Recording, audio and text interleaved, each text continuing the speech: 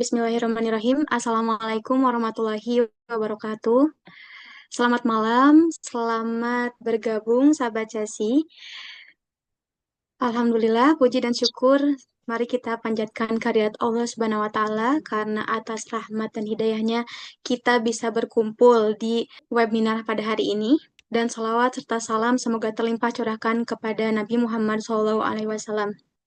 Sebelumnya izin memperkenalkan diri, saya Wanda Dewi Septiani, tim cerita sejarah Islam yang insya Allah akan memandu jalannya acara webinar pada malam hari ini. Dengan tema Untold Story, Lailatul Qadr, Save the Best for the Last, bersama Ustadz Fitrian Kadir Hafizullah. Sebelum memulai, izinkan saya menyampaikan beberapa ketentuan selama webinar berlangsung. Peserta diharapkan menonaktifkan mikrofon selama pemaparan materi. Lanjut, pertanyaan dapat disampaikan melalui kolom chat atau sesi tanya jawab webinar. Lalu silakan ambil posisi yang nyaman, webinar akan segera dimulai. Sebelumnya, izin memperkenalkan diri. Barangkali di sini ada teman-teman semua yang belum tahu CSI, mungkin gabung di webinar ini karena dapat dari teman informasinya atau lain-lain. Di sini saya ingin mempresentasikan sedikit tentang cerita sejarah Islam. Cerita sejarah Islam atau biasa disebut CSI, podcast kisah Nabi dan sejarah Islam. Dalam podcast ini, kami membagikan kisah-kisah para nabi secara detail dan berbeda. Dan tentunya, bisa dikatakan kisah terbaik adalah kisah para nabi, karena terdapat teladan mulia, pelajaran hidup, kekuatan iman, yang bukan sekedar didengar, tapi dipahami dan diambil pelajarannya. Nah, Sahabat Cesi, webinar malam ini juga membahas kisah sejarah Islam terlebih dahulu, membuka kisah besar yang sering terlupakan, yaitu Lailatul Qadr. Dan ada hadiah di dalam webinar ini. Bagi yang share webinar malam ini, ada hadiah menarik dari Darussalam Tour. Pemenang akan dikontak langsung oleh Darussalam Tour.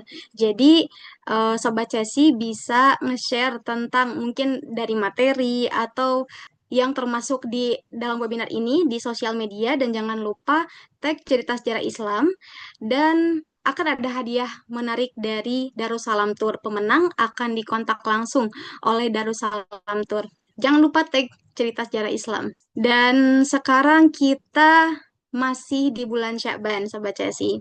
Bulan persiapan menuju Ramadan. Kalau kita mulai menyiapkan hati dan ibadah sekarang, nanti 10 malam terakhir ibadah akan maksimal ya. Bisa dengan maksimal gitu, Sobat Cesi. Bulan kemarin kita sudah melalui bulan Rajab, yang dimana bulan Rajab ini bisa disebut bulan menanam. Pula kita sedang berada di bulan Sya'ban, yaitu menyiram. Dan juga kita akan kedatangan bulan Ramadan, insya Allah kita akan kedatangan bulan Ramadan, yaitu bulan memanen.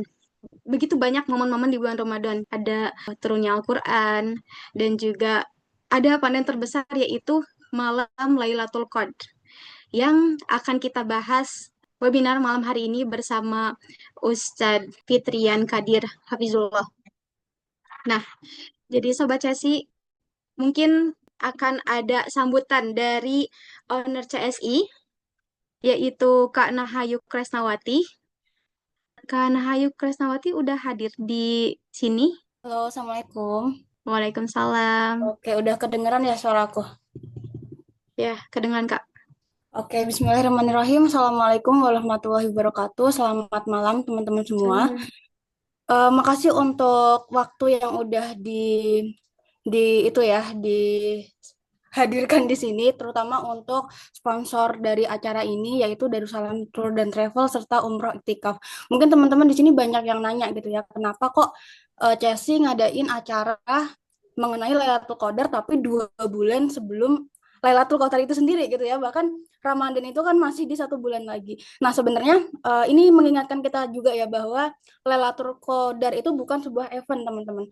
Lailatul Qadar itu yaitu bentuk Allah itu pengen ngetes sebenarnya konsistensi kita tuh seberapa. Makanya kalau kita cek-cek juga gitu ya, Lailatul Qadar itu nggak diinfoin dia akan di hari apa, jam berapa, dan tanggal berapa. Allah cuma ngasih kita tuh rentang 10 hari terakhir di malam Ramadan.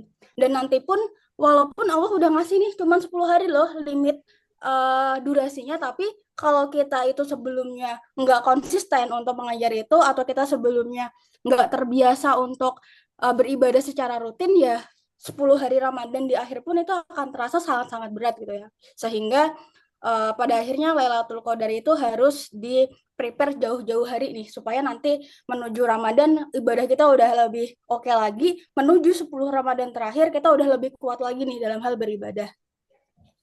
Dan semoga nanti dengan kita belajar lebih awal lagi nih di bulan ini, kita nanti bisa menggapai Lailatul Qadar ya, insya Allah.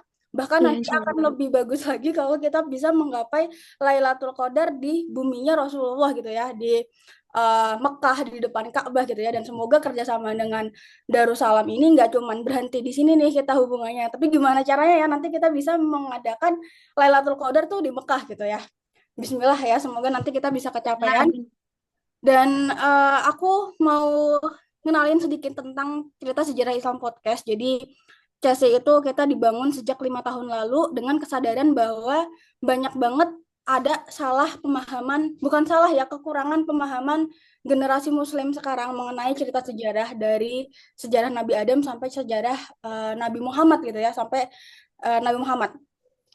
Selama ini kita tuh menjadikan cerita sejarah kayak seolah-olah oh ya udah kisahnya cuman untuk anak-anak gitu ya, kita cuman mempelajari rangkumannya doang. Dan kebanyakan yang kita ingat adalah sebab akibat, oh sebuah kaum melakukan ini dan Allah menurunkan azabnya. Padahal kalau kita pelajari lebih dalam lagi gitu ya, tim Caci ternyata nggak seperti itu teman-teman. Banyak banget detail-detail yang selama ini nggak kita pelajari, yang selama ini terlewat, yang justru itu yang bahkan kepake nih di keseharian kita gitu.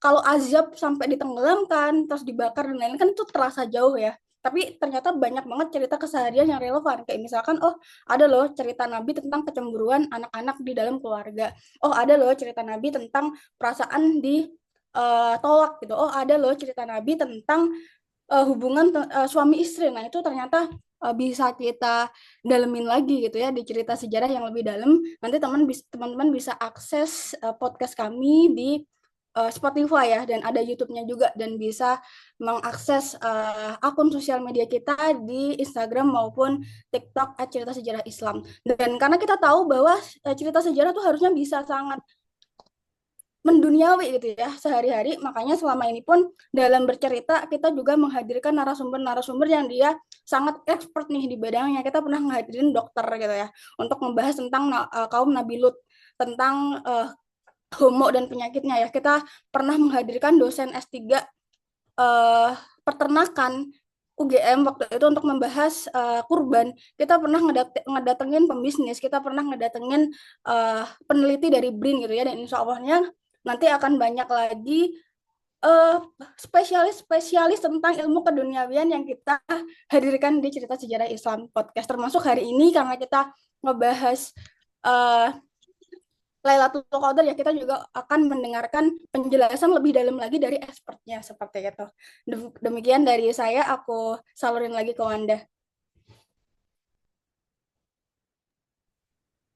Wah, terima kasih Kak Nahayuk atas pemaparannya. Dan betul kata Kak Nahayuk, kenapa sih kita ngadain acara Lailatul Qadar ini, acara webinar membahas tentang Lailatul Qadar ini, padahal kita belum masuk di bulan suci Ramadan gitu.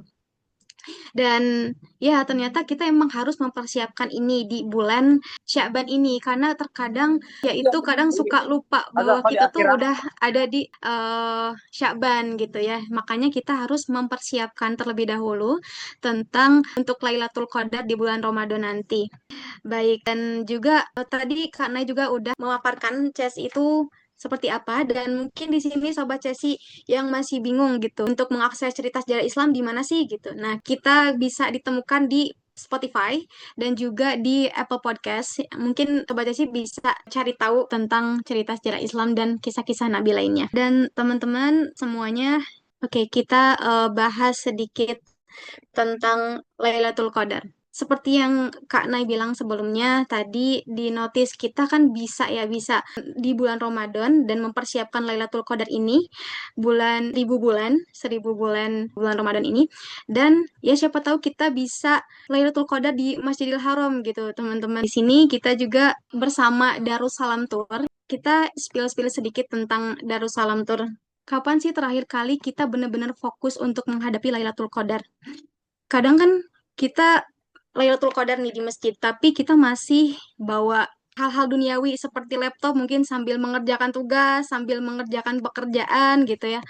Tapi kalau misalkan kadang kita pengen fokus nih melaksanakan Lailatul Qadar, dan tapi ada aja gitu distract-nya gitu, ada aja mengganggu gitu ya, kegiatan duniawi yang mengganggu.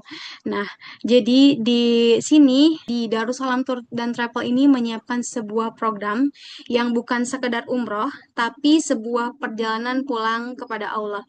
Jadi di Darussalam Tour ini ada program umroh itikaf Ramadan 20 hari.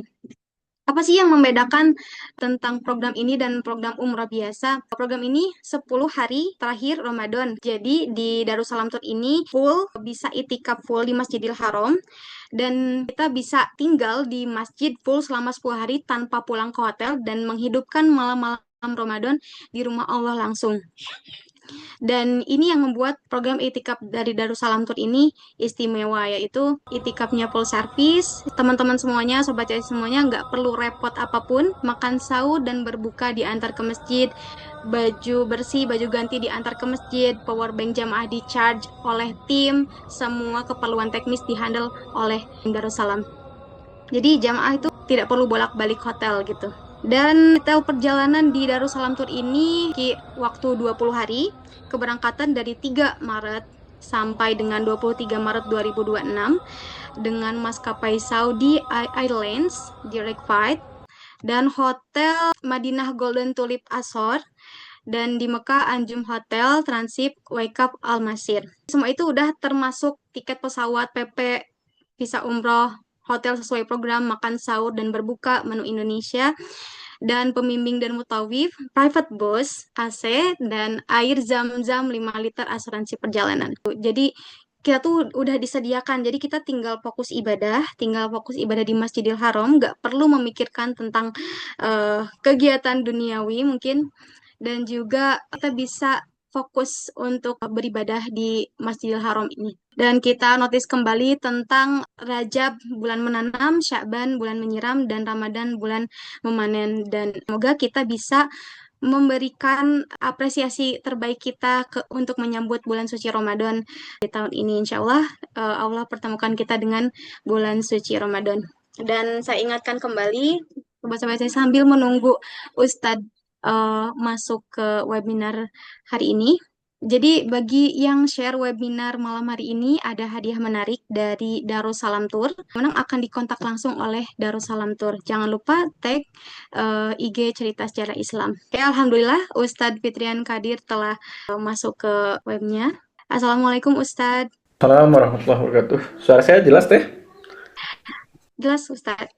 Alhamdulillah. Ya, oke, sebelumnya selamat malam Ustadz bergabung di webinar pada malam hari ini. Sebelumnya mungkin saya ingin memperkenalkan Ustadz Fitrian Kadir, LCMSI, Universitas Al-Azhar, Syariah Islamiyah, sarjana lisens, dan juga Universitas Indonesia, Ekonomi dan Keuangan Syariah, Magister Sains MSI. Baik Ustadz, boleh langsung dimulai. Baik. Bismillahirrahmanirrahim. Assalamualaikum warahmatullahi wabarakatuh. Alhamdulillahirabbil alamin. Alhamdulillahilladzi anzala sakinata fi qulubil mu'minin liyazdadu imanan ma'a imanihim. Asyhadu an la ilaha illallah wahdahu la syarikalah wa asyhadu anna Muhammadan abduhu wa rasuluh. Allahumma shalli wa sallim ala nabiyyina Muhammad wa ala alihi wa ashabihi wa man ittaba'ahum bi ihsanin ila yaumil qiyamah. Allahumma ja'alna minhum. Allahumma amin. Teman-teman yang saya muliakan, alhamdulillah pada malam ini kita bisa berjumpa, walaupun tidak berjumpa secara langsung ya, tapi setidaknya kita berjumpa lewat media Zoom, dan semoga perjumpaan ini tidak Semoga pertemuan yang tidak langsung ini, yang lewat Zoom ini, tidak mengurangi kekhidmatan kita dan keseriusan kita untuk belajar bersama-sama. Kita juga bersyukur pada Allah, alhamdulillah pada malam ini Allah masih berikan kita kesempatan. Allah berikan kepada kita rasa cinta, rasa senang beramal dan berilmu di dalam agama ini. Dan kita bersyukur juga bahwa Allah masih berikan kepada kita kesempatan untuk bisa terus istiqomah, karena memang istiqomah di jalan kebaikan itu nikmat sendiri, teman-teman. Kita belajar, kita ngaji, terus kita melakukan kebaikan, kita beramal baik itu nikmat sendiri, dimana di sisi lain kalau kita habis dalam keburukan itu juga tersiksa. Hidup dalam hal yang balapan tentang dunia ini nggak ada habisnya. Selalu saja ada orang yang lebih baik dari kita dan kita akan iri aja terus gitu. Tapi kalau kita dalam kebaikan ini, dalam amal kepada Allah, kalau ada orang yang lebih baik dari kita bukan iri, kita jadi termotivasi, terinspirasi. Itu yang membedakan. Maka kita bersyukur pada Allah malam ini, Allah berikan kita kemudahan untuk bisa tetap istiqomah, dan kita minta kepada Allah semoga terus ya Allah, Allah berikan kepada kita rasa istiqomah di dalam hati, supaya kita bisa sampai wafat, mudah-mudahan Allah terus kita dalam rangka kebaikan. Baik teman-teman yang saya muliakan, insya Allah ini mic saya terlalu kecil ya, karena nggak tahu nih cara membesarkannya, udah bawaan. Di yang lain aman ya? Aman Ustadz. Aman ya, oke, fair. Karena ini sudah maksimal kayaknya. Baik teman-teman, hari ini insya Allah kita akan membahas tentang persiapan menuju Ramadan. Wabil khusus persiapan menuju hal yang sangat istimewa di Ramadan. Kalau kita buka kitab-kitab para ulama, misalnya dalam Al-Taif Al-Ma'arif misalnya, ulama itu menyebutkan bahwa di dalam kehidupan kita, Allah ciptakan sesuatu itu dan Allah punya hak untuk memberikan kemuliaan pada hal-hal tertentu. Contoh misalnya, dari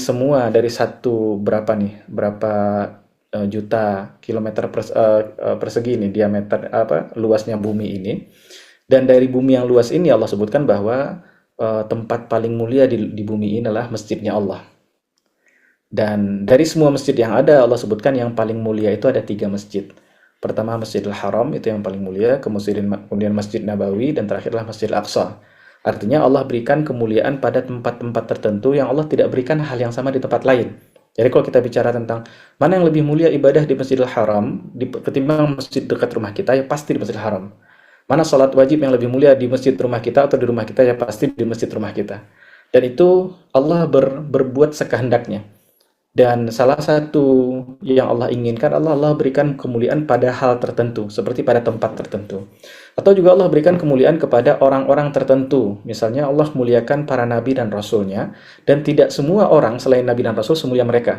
Jadi Allah bikin nabi dan rasul itu makhluk yang sempurna, diberikan wahyu dan lain sebagainya, tapi orang lain tidak diberikan seperti itu. Dan begitu juga pada waktu, tidak saja pada tempat, bukan saja pada orang, bahkan pada waktu-waktu tertentu Allah berikan kemuliaan. Misalnya dari 1 pekan itu ada hari paling mulia hari Jumat misalnya. Dan satu hari Jumat yang 24 jam itu, sebagian ulama mengatakan momen paling mulianya terletak pada akhirnya, di akhir hari Jumat atau di sore hari Jumat itu. Itu kata sebagian ulama mengatakan ada momen-momen doa-doa itu diijabah di momen penghujung hari Jumat itu. Dan begitu juga dalam hitungan 1 tahun misalnya teman-teman, kalau kita lihat 1 tahun ini ada 365 hari dalam setahun, dan dari 365 hari atau dari 12 bulan dalam setahun, Allah muliakan 1 bulan dari 12 bulan itu. 1 bulan itu disebut dengan bulan Ramadan. Dan dari 1 bulan Ramadan itu nanti Allah spesialkan lagi ternyata di akhirnya. Jadi cukup banyak teman-teman kalau kita pelajari syariat Islam ini, kita akan banyak dapati bahwa hal yang istimewa, hal yang spesial itu Allah letakkan di akhir. Dan itu bagian dari rahmat Allah buat kita, nikmat Allah buat kita. Misalnya nih, kehidupan kita ini, kata Nabi SAW, diukur dari khawatim, dari penutup kehidupan kita. Jadi walaupun ada orang hidupnya soleh sejak lahir sampai umur 70 tahun, di umur 70 tahun dia murtad, pindah agama, ma'adallah, melakukan kemaksiatan dan sebagainya, dan wafat dalam keadaan kufur itu, maka dia dicatat mati dalam keadaan kafir. Semua perbuatan dia yang 70 tahun jadi nggak berguna. Dan sebaliknya ada orang yang dari lahir sampai umur 70 tahun bikin dosa, maksiat dan lain sebagainya. Ternyata di umur 70 tahun dia bertaubat, dia melakukan kebaikan dan lain sebagainya, dan kemudian dia wafat setelah itu, yang dicatatkan adalah khawatimnya, penutupnya itu. Dan itu bagian dari rahmat Allah. Kenapa kalau dinilai hidup kita, dinilai dari masa lalu kita, semua kita sudah pesimis hari ini. Waduh, udah nggak ada harapan. Tapi Allah letakkan sebuah rahasia, kebaikan, kehidupan kita diukur bagaimana cara kita menutupnya, itu bagian dari nikmat yang Allah berikan, rahmat dari Allah untuk kita. Dan bagian dari hakim, bijaksananya Allah. Dan juga untuk waktu spesial itu, Allah letakkan Ramadan, teman-teman. Itu waktu dari 1 tahun itu momen yang paling spesial Ramadan. Itu momen yang paling istimewa dari 1 tahun itu. Dan dari momen yang istimewa setahun itu, Allah letakkan momen yang paling istimewa di Ramadan itu terletak di akhirnya. Yaitu kapan? Di 10 malam terakhir di Ramadan. Dan kenapa 10 malam terakhir di Ramadan? Sebenarnya bukan 10-nya yang istimewa. 10-nya jadi istimewa karena satu hal saja semuanya. 10 hari itu menjadi istimewa karena ada satu malam namanya malam Lailatul Qadar, di mana malam itu diturunkan Quran. Sebagian ulama ada mengatakan bahkan satu Ramadan itu, 30 hari Ramadan itu ikutan mulia karena salah satu malam dari 30 hari di bulan Ramadan itu, malam itu diturunkan Quran. Dan ikut mulia. Artinya segala sesuatu yang berkaitan dengan Quran itu menjadi mulia. Jadi kalau kita umat Islam, kalau kita ingin bicara tentang standar kemuliaan, kebaikan dan lain sebagainya, standarnya pasti Quran. Apapun yang berkaitan dengan Quran selalu yang mulia. Malam di mana turunnya Quran itu malam yang paling mulia dari semua malam yang ada. Bulan di mana turunnya Al-Quran jadi bulan yang paling mulia dari 12 bulan. Malaikat yang membawakan Quran itu juga malaikat yang paling mulia dari semua malaikat, malaikat Jibril. Dan Rasul yang menerima Quran itu juga Rasul khawatim, penutup sekalian Nabi dan penghulu sekalian Nabi dari semua umat manusia. Allah pilih manusia paling mulia itu para Nabi. Dan dari para Nabi itu pucuknya paling atas itulah Nabi Muhammad SAW. Dan Quran itu juga diberikan kepada umat terbaik. Kata Allah, kuntum khaira ummatin ukhrijat linnas. Kalian adalah umat terbaik yang dikeluarkan untuk manusia. Artinya teman-teman, segala yang berkaitan dengan Quran itu pasti mulia. Kata kalau kita bicara tentang kemuliaan, kita nempel dengan Quran. Nah, malam di mana Al-Quran itu turun merupakan malam yang paling mulia. Dan tidak tanggung-tanggung, kemuliaan malam itu timbangannya bukan malam yang lain. Kemuliaannya timbangannya adalah 1000 bulan. Nah, pembahasan kita hari ini teman-teman, kita akan membahas tentang persiapan sebelum ini. Persiapannya sangat sempurna menurut saya. Sekarang kita masih di awal bulan Sya'ban. Masih ada waktu kita sekitar 28 hari atau 29 hari sampai nanti di Ramadan. Dan nanti ketika tiba di Ramadan, kita akan melakukan ibadah supaya Allah mudahkan kita dapat Lailatul Qadar. Nah, momen sekarang ini, awal Sya'ban ini adalah momen yang paling sempurna bagi kita untuk bisa menyiapkan diri sampai di Ramadan. Supaya nanti kita aman di Ramadan, ketika bertemu di 10 terakhir, kita berada dalam posisi yang sangat baik untuk menyambut Lailatul Qadar. Nah, karena itu di malam ini saya akan bahas dua tema saja teman-teman. Pertama tentang Lailatul Qadar itu apa. Yang kedua tentang apa yang perlu kita persiapkan untuk Lailatul Qadar. Itu saja kita akan bahas. Mudah-mudahan cukup waktu 1 jam ke depan nih. Atau mungkin tinggal 50 menit ke depan, 45 menit ke depan. Yang pertama teman-teman, kalau kita bicara Lailatul Qadar, maka yang perlu kita buka adalah surat Al-Qadar. Itu satu-satunya surat dalam Quran yang Allah bicara tentang Lailatul Qadar secara sempurna. Jadi bahkan suratnya dinamakan dengan surat Al-Qadar. Dan satu surat ini hanya membahas tentang Al-Qadar saja, Lailatul Qadar atau malam Qadar. Jadi nyebutnya malam Qadar atau Lailatul Qadar. Kalau kita sebut malam Lailatul Qadar, redundant, ada pengulangan tuh. Karena Lailah artinya malam. Nah, di surat Al-Qadar ini, satu surat ini hanya membahas malam Qadar saja. Ada juga surat lain bicara tentang waktu, surat Al-Jumu'ah. Surat Al-Jumu'ah itu tidak satu surat itu membahas Al-Jumu'ah, cuma beberapa ayat saja. Nah, tapi kalau di surat Al-Qadar ini, satu surat seluruhnya membahas Al-Qadar. Dan Allah mengatakan, A'udzubillahi minasyaitonirrajim, Bismillahirrahmanirrahim. Inna anzalnahu fi lailatul qadr, wa ma adraka ma lailatul qadr, lailatul qadri khairum min alfi syahr. Tanazzalul malaikatu warruhu fiha biizni rabbihim min kulli amr salamun hiya hatta matla'il fajr. Jadi Allah katakan, kita coba lihat ayat ini secara pelan-pelan teman-teman. Bagi teman-teman yang bisa membuka Quran, saya sarankan untuk buka Quran. Kalau ada Quran terjemahan, buka juga Quran terjemahan karena kita online. Biasanya penyakit kita ngaji online ini kurang serius daripada offline. Kalau offline kan kita langsung kelihatan di tempat, jadi kita serius. Itu kalau bisa bergerak. Tadi saya mau siapkan slide, saya pikir lebih baik kita buka Quran saja. Jadi kita ada pergerakan. Itu kalau kajian online itu saya biasakan mencatat. Saya buka laptop atau saya punya catatan, saya catat supaya lebih serius ngajinya. Karena sayang teman-teman, 1 jam kita habis dia bisa habis untuk hal yang serius atau dia bisa habis untuk hal yang nggak 100%, cuma 80%. Jadi sayang saja kalau kita nggak memberikan 100%. Nah, ini surat Al-Qadar di juz 30 dan di akhir-akhir Quran itu. Allah mengatakan di ayat 1, sesungguhnya kami, kata Allah, anzalnahu, kami turunkan itu, fi lailatul qadr, pada malam qadar. Jadi ulama membahas di sini, kenapa Allah tidak katakan inna anzalnal qur'ana fi lailatul qadr, tapi Allah mengatakan inna anzalnahu, karena ini awal surat. Harusnya Allah sebut inna anzalnal qur'ana fi lailatul qadr. Sebagian ulama memberikan argumen bahwa Lailatul Qadar ini, malam Qadar ini semakin saking dekatnya dengan Quran, bahkan Allah tidak perlu sebutkan Quran, semua orang akan paham bahwa yang diturunkan itu Quran. Jadi satu malam ini saking istimewanya, dia sangat dekat dengan Quran, tanpa harus Allah sebutkan Quran, orang akan tahu bahwa yang diturunkan itu Quran. Kata Allah katakan inna anzalnahu, sungguh kami telah turunkan itu pada malam Qadar, fi Lailatul Qadar. Nah, apa pengertian wa ma adraka ma Lailatul Qadar, dan apa yang kalian ketahui tentang Lailatul Qadar? Di Lailatul Qadar itu Ibnu Jauzi menyebutkan beberapa makna Lailatul Qadar. Setidaknya ada 5 makna, teman-teman. Yang pertama maknanya adalah keagungan dan kemuliaan. Ini adalah surat Al-An'am ayat 91. Kata Al-Qadar, kata qadara, di Al-An'am Allah katakan wa ma qadarullaha haqqa qadrih. Mereka itu tidak mengagungkan Allah, tidak memuliakan Allah dengan sebenarnya kemuliaan. Jadi kalau disebut malam Qadar, Lailatul Qadar, artinya malam yang sangat mulia. Jadi satu dari katanya saja, Lailatul Qadar itu wa ma adraka ma Lailatul Qadar. Lailatul Qadar itu apa? Malam di mana semua kemuliaan berkumpul di situ. Dari semua malam yang ada, malam ini malam yang paling mulia. Jadi kalau kita melakukan mencari kemuliaan, carilah di malam ini. Itu kayak shortcut buat kita. Shortcut apa? Shortcut untuk ibadah. Nanti saya akan jelaskan hadis bicara tentang Lailatul Qadar itu. Kemudian kata qadar juga bermakna satu keagungan, besar agung. Tapi kata qadar juga bermakna sebaliknya sempit. Seperti dalam surat Al-Fajr misalnya Allah mengatakan wa amma idza mabtalahu faqadara alaihi rizqahu fayaqulu rabbi ahanan. Dan kadang-kadang manusia itu ya, kalau seandainya Allah menguji dia, maka Allah qadarkan rezekinya. Qadar itu disartikan di sini Allah sempitkan rezekinya, fayaqulu rabbi ahanan, dia berkata Tuhan sedang menghinaku.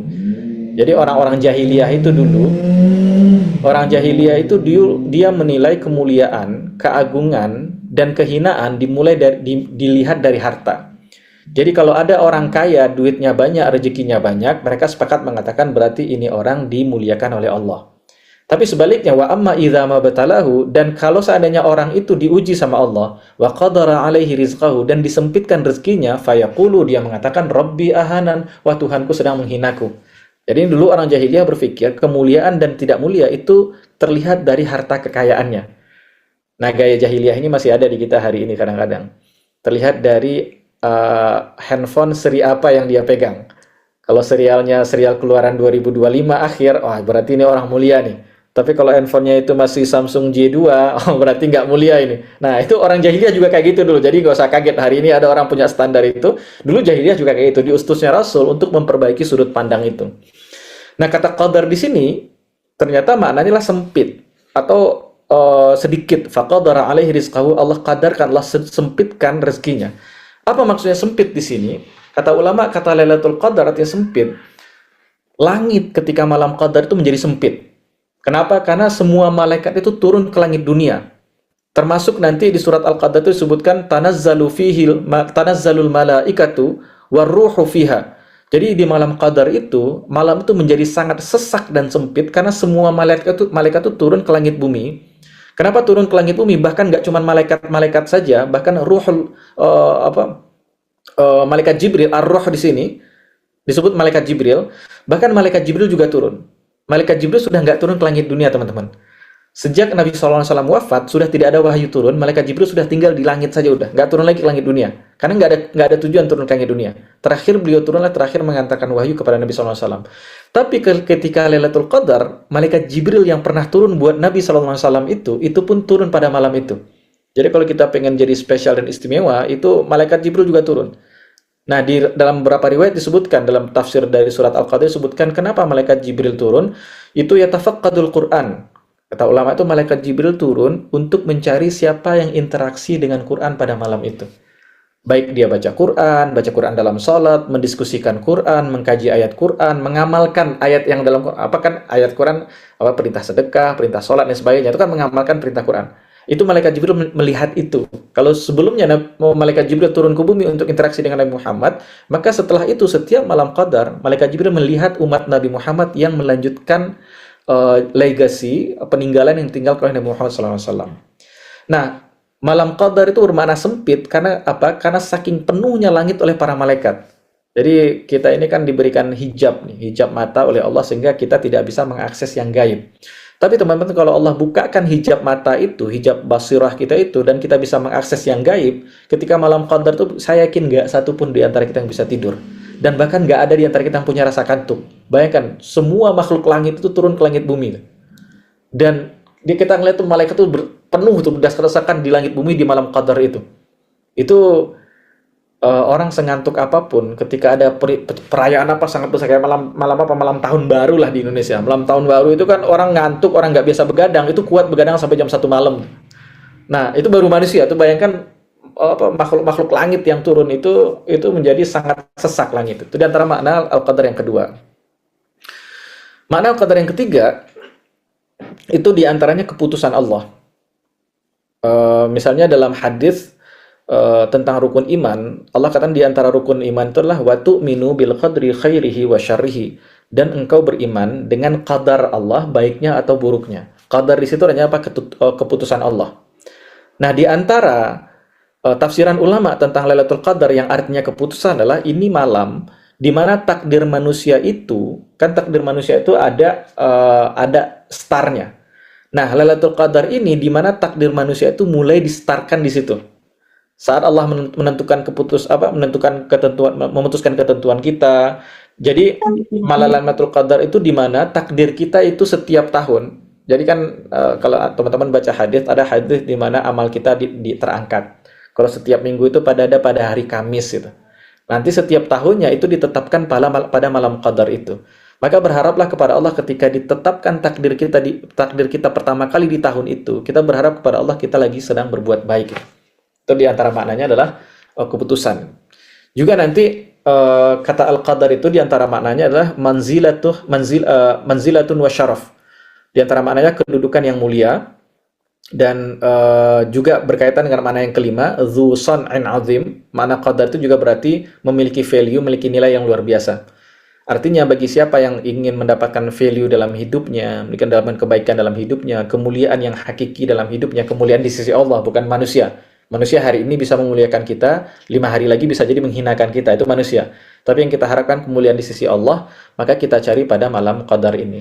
Allah mengatakan wa ma adraka ma lailatul qadr, dan Allah katakan berikutnya lailatul qadri khairun min alfi syahr. Nah, ini yang paling bikin istimewa teman-teman. Malam Qadar ini Allah katakan dia lebih baik daripada 1000 bulan. Nah, kita biasanya normalnya, kita kalau membandingkan sesuatu tuh apple to apple. Kita compare apple dengan apple. Kita compare sesuatu dengan sesuatu. Kita bandingkan anak TK, lawannya pasti anak TK. Anak TK Islam Al-Falah melawan TK Islam An-Najah misalnya. Itu perbandingan yang benar. Tapi kalau untuk malam Qadar, pembandingnya bukan satu malam. Harusnya kita bicarakan Lailatul Qadar, malam Qadar ini lebih baik daripada malam yang lain. Itu tidak. Ternyata Allah tidak gunakan malam untuk pembandingnya. Allah gunakan bulan. Jadi kita ibaratkan anak TK namanya Muhammad. Normalnya anak TK Al-Falah namanya Muhammad bertanding melawan anak TK An-Najah namanya Ahmad. Muhammad versus Ahmad. Tapi karena saking spesialnya ini Muhammad, pembandingnya bukan Ahmad. Muhammad anak TK Al-Falah melawan siapa? Melawan Abdullah, mahasiswa S3. Itu lawannya itu. Karena Lailatul Qadar itu pembandingnya bukan malam, bukan pula minggu, tapi pembandingnya itu bulan. Dan nggak tanggung-tanggung, nggak cuma bulan pembandingnya. Allah katakan pembandingnya bukan satu malam ini lebih baik daripada 1 bulan. Tapi Allah kan 1 malam ini lebih baik dari 1000 bulan. Maka teman-teman bayangkan, seorang anak TK Muhammad melawan 1000 orang lulusan S3. Kemudian dia adu cerdas cermat.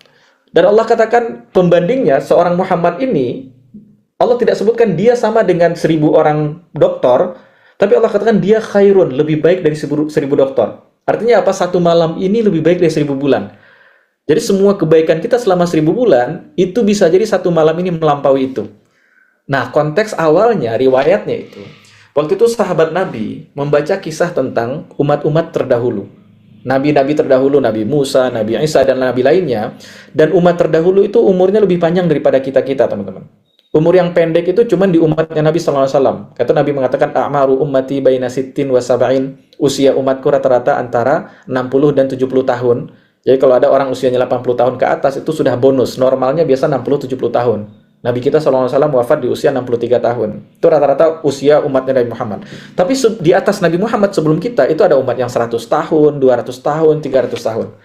Maka sahabat membaca, mendapati ada kisah Nabi sebelum Nabi Muhammad punya sahabat juga. Dan mereka itu berjihad itu selama 1000 bulan full. Jadi 1000 bulan itu jihad semua isinya.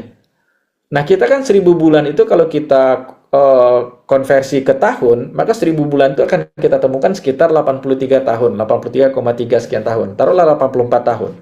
Nah, dulu ada umat yang sahabat bertanya kepada Nabi, ya ini sahabat Nabi yang lain, ya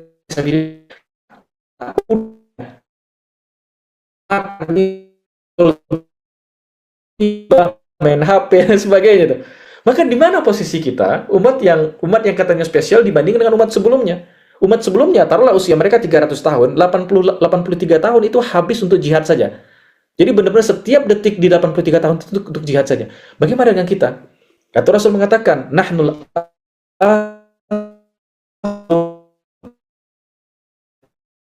orang yang lebih dulu dari kita. Dengan apa? Ya, Lailatul Qadri khairun min alfi syahr. Malam Qadar itu, satu malam itu lebih baik daripada 1000 bulan yang kalian sebutkan. Ada umat terdahulu dihabiskan 1000 bulan dari umurnya, 83 tahun dari umurnya, setiap detiknya mereka gunakan dalam jihad fisabilillah. Maka kemuliaan untuk umat Nabi Muhammad apa? Dia habiskan satu malam saja. Satu malam itu bukan satu hari satu malam, teman-teman. Satu malam itu nggak sampai 24 jam. Malam itu dihitung dari maghrib. Kalau maghrib jam 6, selesainya subuh, fajar. Kalau subuhnya itu taruhlah jam 4 atau jam 5 lah maksimal. Dari jam 6 ke jam 5 hanya 11 jam saja. 11 jamnya umat Islam dan kebaikan yang kita lakukan di 11 jam itu bisa menyamai 1000 bulan, 83 tahun umat lain. Dan gak cuma bisa menyamai, Allah katakan dia bisa jauh lebih baik daripada 1000 bulan. Itu tuh. Kata Allah bukan Lailatul Qadri kamitsli alfa syahrin, tapi Allah mengatakan Lailatul Qadri khairun min alfi syahr. Dia lebih baik dari 1000 bulan. Artinya kita umat yang tertinggal ini, karena kan kita kan umat usia kita paling lama 80 tahun. Nah, orang-orang terdahulu usianya 200 tahun. Kalau ibadah kita sama, pasti kita terbelakang. Tapi Allah berikan kita kemuliaan, salah satu shortcutnya, jalan pintasnya adalah dengan memaksimalkan ikhtiar kita di malam Qadar itu. Kalau kita bisa maksimalkan itu ada lonjakan kebaikan yang terjadi pada diri kita. Itu kita perlu maksimalkan di Lailatul Qadar. Dan Allah katakan Lailatul Qadri khairum min alfi syahr. Kemudian tanazzalul malaikatu, malaikat turun, itu juga turun biizni rabbihim min kulli amr.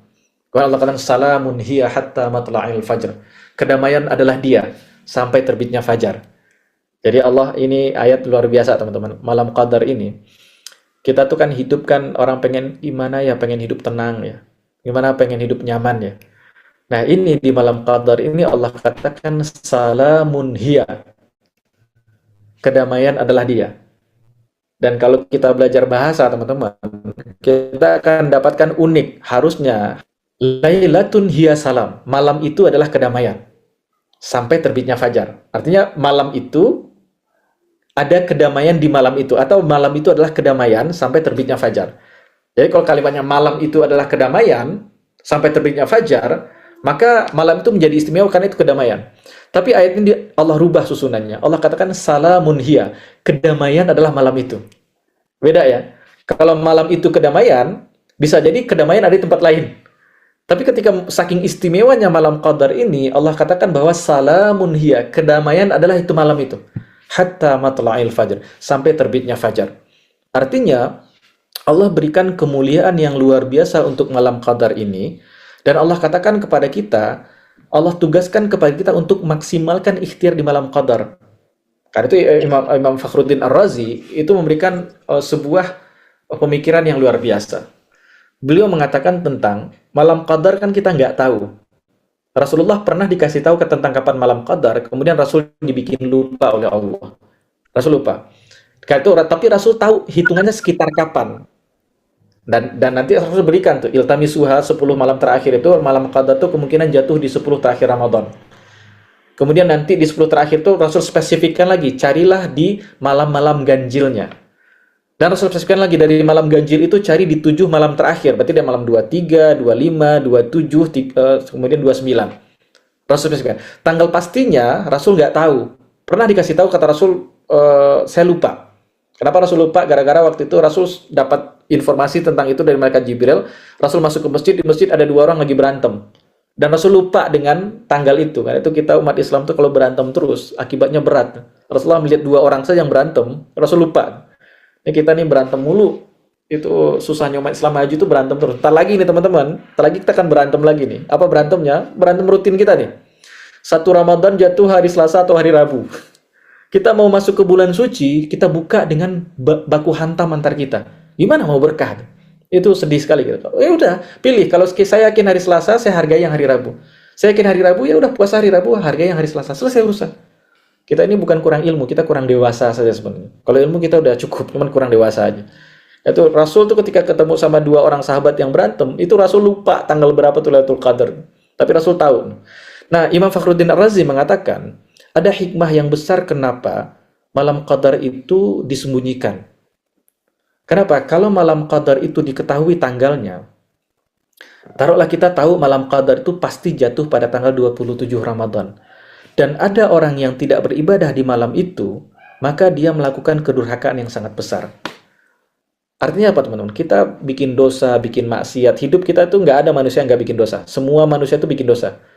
Karena manusia yang tidak pernah bikin dosa itu sudah wafat 1400 tahun yang lalu. Sisanya semua kita bikin dosa, bikin maksiat dan lain sebagainya. Dan di antara kita pelaku dosa besar, banyak ada dosa besar, dosa kecil dan sebagainya. Dan di satu malam itu dosa kita yang mungkin sudah puluhan tahun kita lakukan, di satu malam itu dosa kita bisa diampuni. Dan kalau kita tahu satu malam itu tanggalnya kapan dan kita tidak bertaubat, itu pengkhianatan yang sangat besar terhadap ilmu yang kita miliki. Maka orang bisa jadi bikin dosa besar walaupun dia nggak berdosa. Kenapa? Dia tahu malam ini, malam bisa diampunkan dosa dan kita nggak ibadah sama sekali.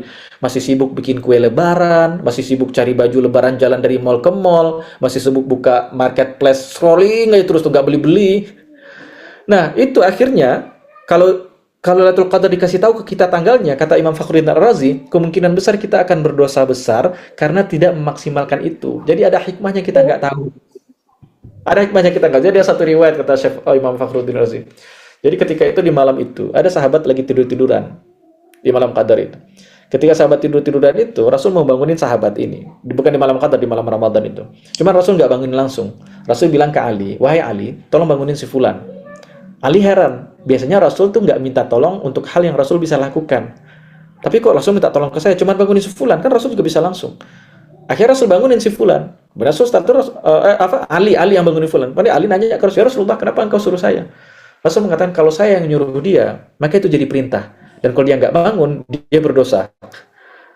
Tapi kalau Ali yang suruh, dia nggak jadi perintah. Ya sudah, karena sahabat yang nyuruh. Tapi kalau Rasul yang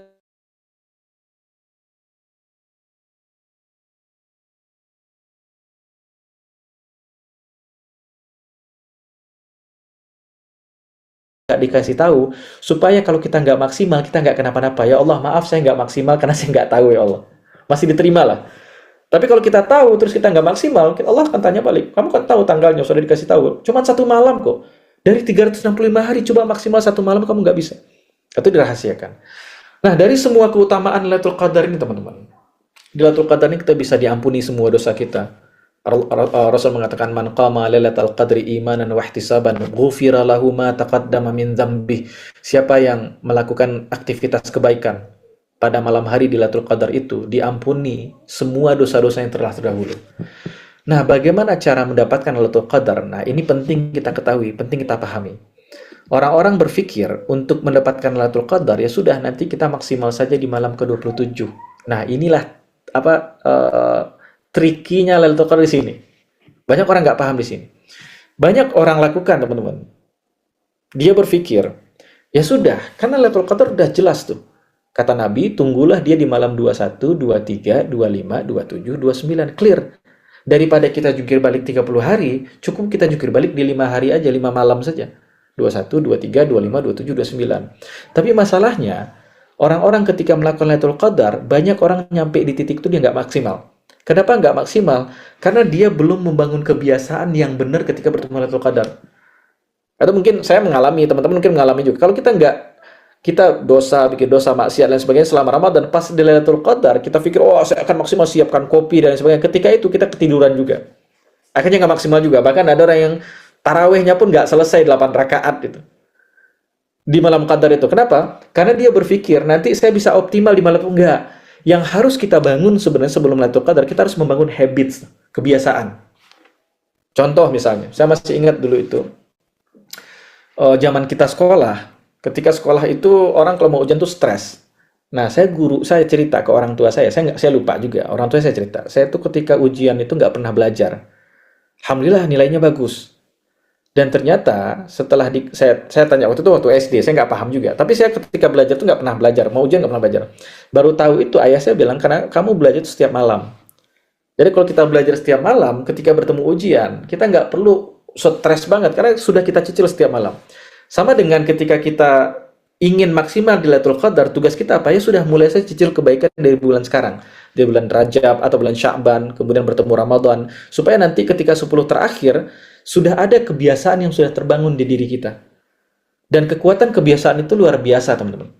Nah, sebenarnya memang Ramadan ini disediakan buat kita, itu banyak pahalanya luar biasa, bisa menggugurkan banyak sekali dosa, bisa dicatatkan dengan banyak sekali kebaikan. Dan hal yang paling mahal di Ramadan ini adalah, Ramadan ini akan memudahkan kita untuk menjadi manusia yang lebih baik daripada kita sebelum Ramadan. Kenapa demikian? Karena sepanjang Ramadan, kita sudah melatih diri untuk kebiasaan yang baru. Berapa banyak orang di Ramadan, teman-teman? Orang nggak pernah bangun subuh, saya nggak ngomong bangun qiyamul lail ya. Orang nggak pernah bangun azan subuh, bangunnya selalu 5:30. Mau habis waktu subuh, dia baru bangun, buru-buru wudhu. Setiap hari kayak begitu. Ketika ketemu Ramadan, nih orang, bahkan semua orang, dia tidak saja bangun subuh, bahkan dia bangun setengah jam minimal sebelum subuh karena sahur. Artinya selama 1 bulan penuh, dia membangun kebiasaan, supaya apa? Dia membangun kebiasaan baru, supaya dia bisa bangun setiap sebelum subuh. Dan kebiasaan itulah yang nanti akan mensupport kita ketika ketemu 10 terakhir Ramadan. Itu di awal saya katakan, momen bulan Sya'ban ini momen yang sangat perfect, sangat sempurna untuk kita melatih diri agar maksimal di Ramadan. Sebab kenapa? Kalau di Ramadan kita baru mulai, itu saya boleh katakan terlambat. Itu sama dengan orang. Dia mulai pemanasan ketika peluit sepak bola, dia mau main bola, tapi ketika kick off dia baru pemanasan. Dia nggak pemanasan sebelum kick off. Itu orang akan kemungkinan besar cepat capeknya, gampang terkilirnya, dan lain sebagainya. Tapi kalau dia sebelum kick off sudah pemanasan dulu, itu lebih aman. Itu saya punya teman-teman yang ada orang-orang yang suka hiking, suka camping itu. Kalau dia pergi ke gunung yang gunungnya itu lumayan menantang, itu biasanya dia sebulan sebelum sudah lari pagi tuh. Lari pagi, jalan kaki, malam sebagainya. Untuk memaintain kekuatannya ketika nanti nanjak gunung. Ramadan persis kayak begitu. Supaya kita berkualitas di Ramadan, kita harus siapkan sebelum di luar Ramadan. Ini masih ada waktu nih, sekitar 20 hari lebih. Hampir 1 bulan lah. Ini masih awal-awal bulan Sya'ban. Untuk bisa sampai di Ramadan. Semoga harapan kita di Ramadan, kita sudah bukan pemanasan lagi, mesin sudah panas, kita sudah mulai. Dan nanti gigi terakhir itu, gigi paling kencang kita letakkan di 10 terakhir Ramadan. Dan setelah itu diharapkan, mudah-mudahan ketika keluar dari Ramadan, kita sudah pribadi yang baru. Kenapa? Karena kita sudah melatih kebiasaan baru selama 30 hari, bahkan jauh sebelum itu, kita sudah pemanasan dari 30 hari sebelumnya. Berarti 60 hari kita latih habit yang baru, habit itu sudah mengkristal di diri kita. Ini ada beberapa riset menyebutkan, teman-teman. Ini saya nonton di TED, ada TED Talk di YouTube, bisa dicari itu. Kalau nggak salah judulnya itu 30 Days to Build New Habit. Jadi di situ dia mengatakan bahwa kebiasaan itu nggak bisa dihapus. Kebiasaan itu hanya bisa di-replace. Jadi kebiasaan buruk itu nggak bisa hilang, teman-teman. Kebiasaan buruk itu hanya bisa digantikan. Karena kita itu manusia hidup pasti butuh kebiasaan. Dan kalau kita punya kebiasaan maksiat, kebiasaan buruk dan sebagainya, itu nggak bisa dihapus begitu saja. Satu-satunya cara dengan mereplace itu, mengganti kebiasaan itu dengan kebiasaan baik.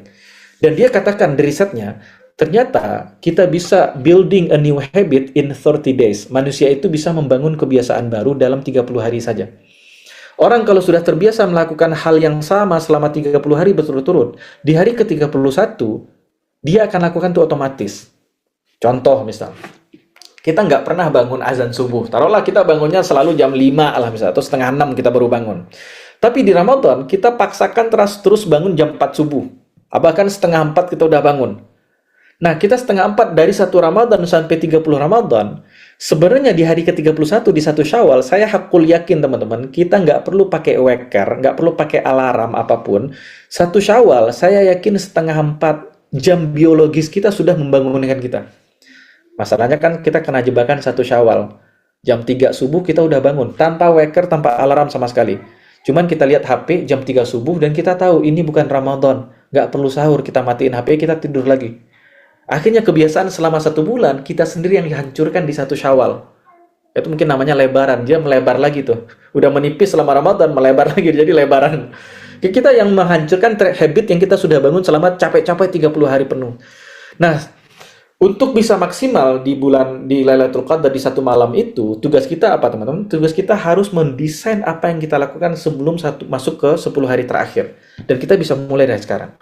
Dan ketika 10 hari terakhir teman-teman, atau 10 hari terakhir akan kelihatan berat. Kenapa? Waduh berat, kenapa? Di masjid-masjid bacanya 1 juz dalam tarawihnya. Tidak akan terasa berat kalau antum sudah memulai selama 20 hari sebelumnya.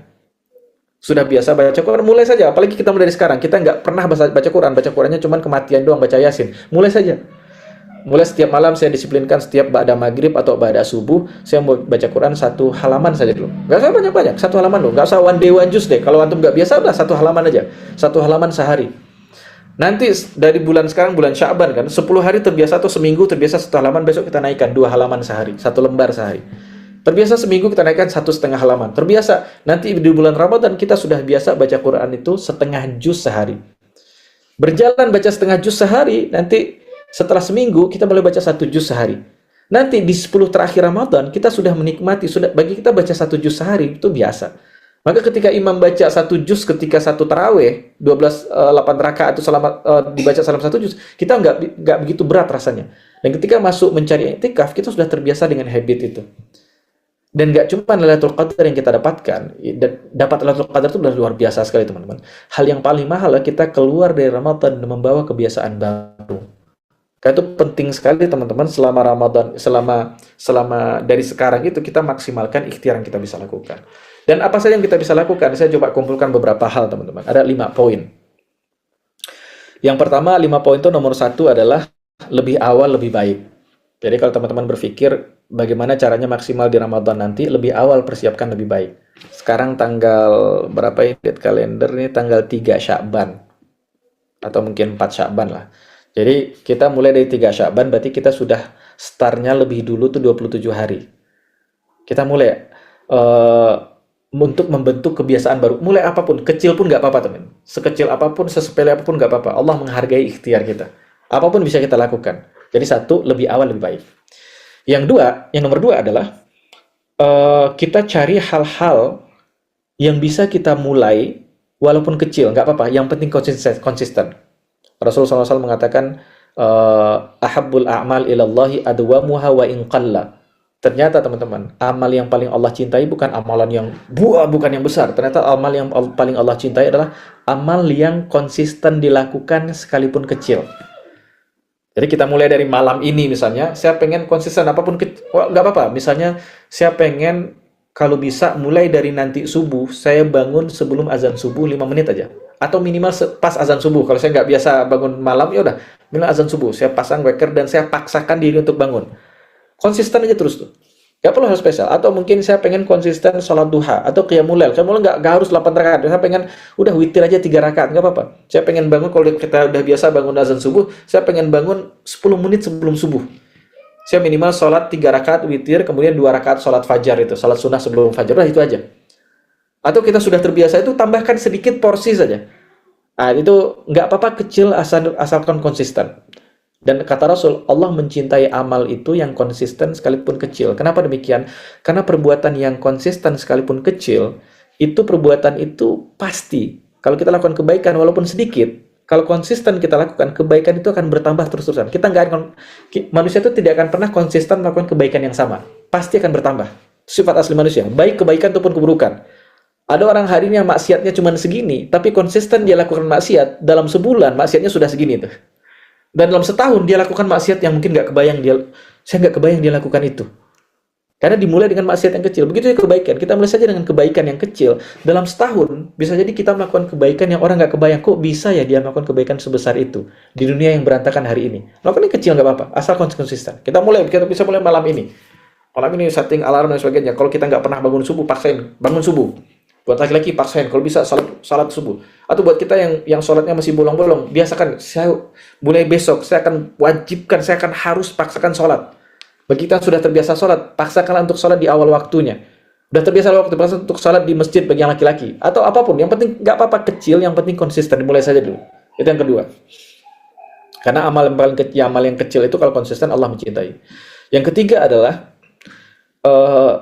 kita mengganti, replacing. Replacing itu artinya kita cari kebiasaan buruk saya apa saja.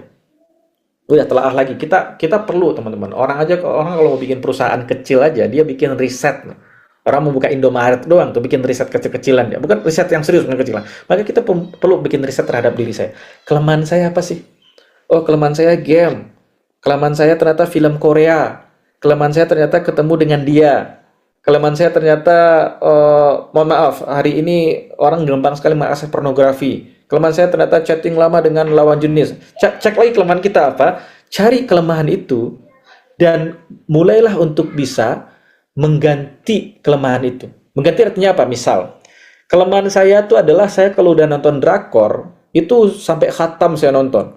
5 season, satu season itu ada 20 episode, berarti ada 100 episode, satu episode 1 jam, 100 jam habis untuk nonton Korea, 100 jam dalam hidup saya habis untuk nonton Korea.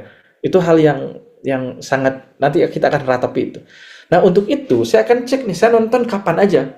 Pasti nih, saya nonton biasanya habis makan malam, mau bikin tugas, atau pas makan malam, mau makan malam nih, makan malam kan 15 menit, waktu kosong ya sudah setel dulu film Korea. Ternyata makan malam yang 15 menit selesai selama 2 jam karena nonton itu. Itu kelemahan kita di situ. Maka untuk kelemahan itu, cari aktivitas lain yang positif yang bisa menggantikan itu. Apapun, baca Quran oke, sholat oke, zikir oke, bahkan nggak harus itu. Bahkan apapun yang positif. Saya yang positif apa? Saya baca buku deh. Atau saya ngobrol dengan orang tua saya. Atau bagi kita yang punya anak, ngobrol dengan anak saya. Ngobrol dengan pasangan saya.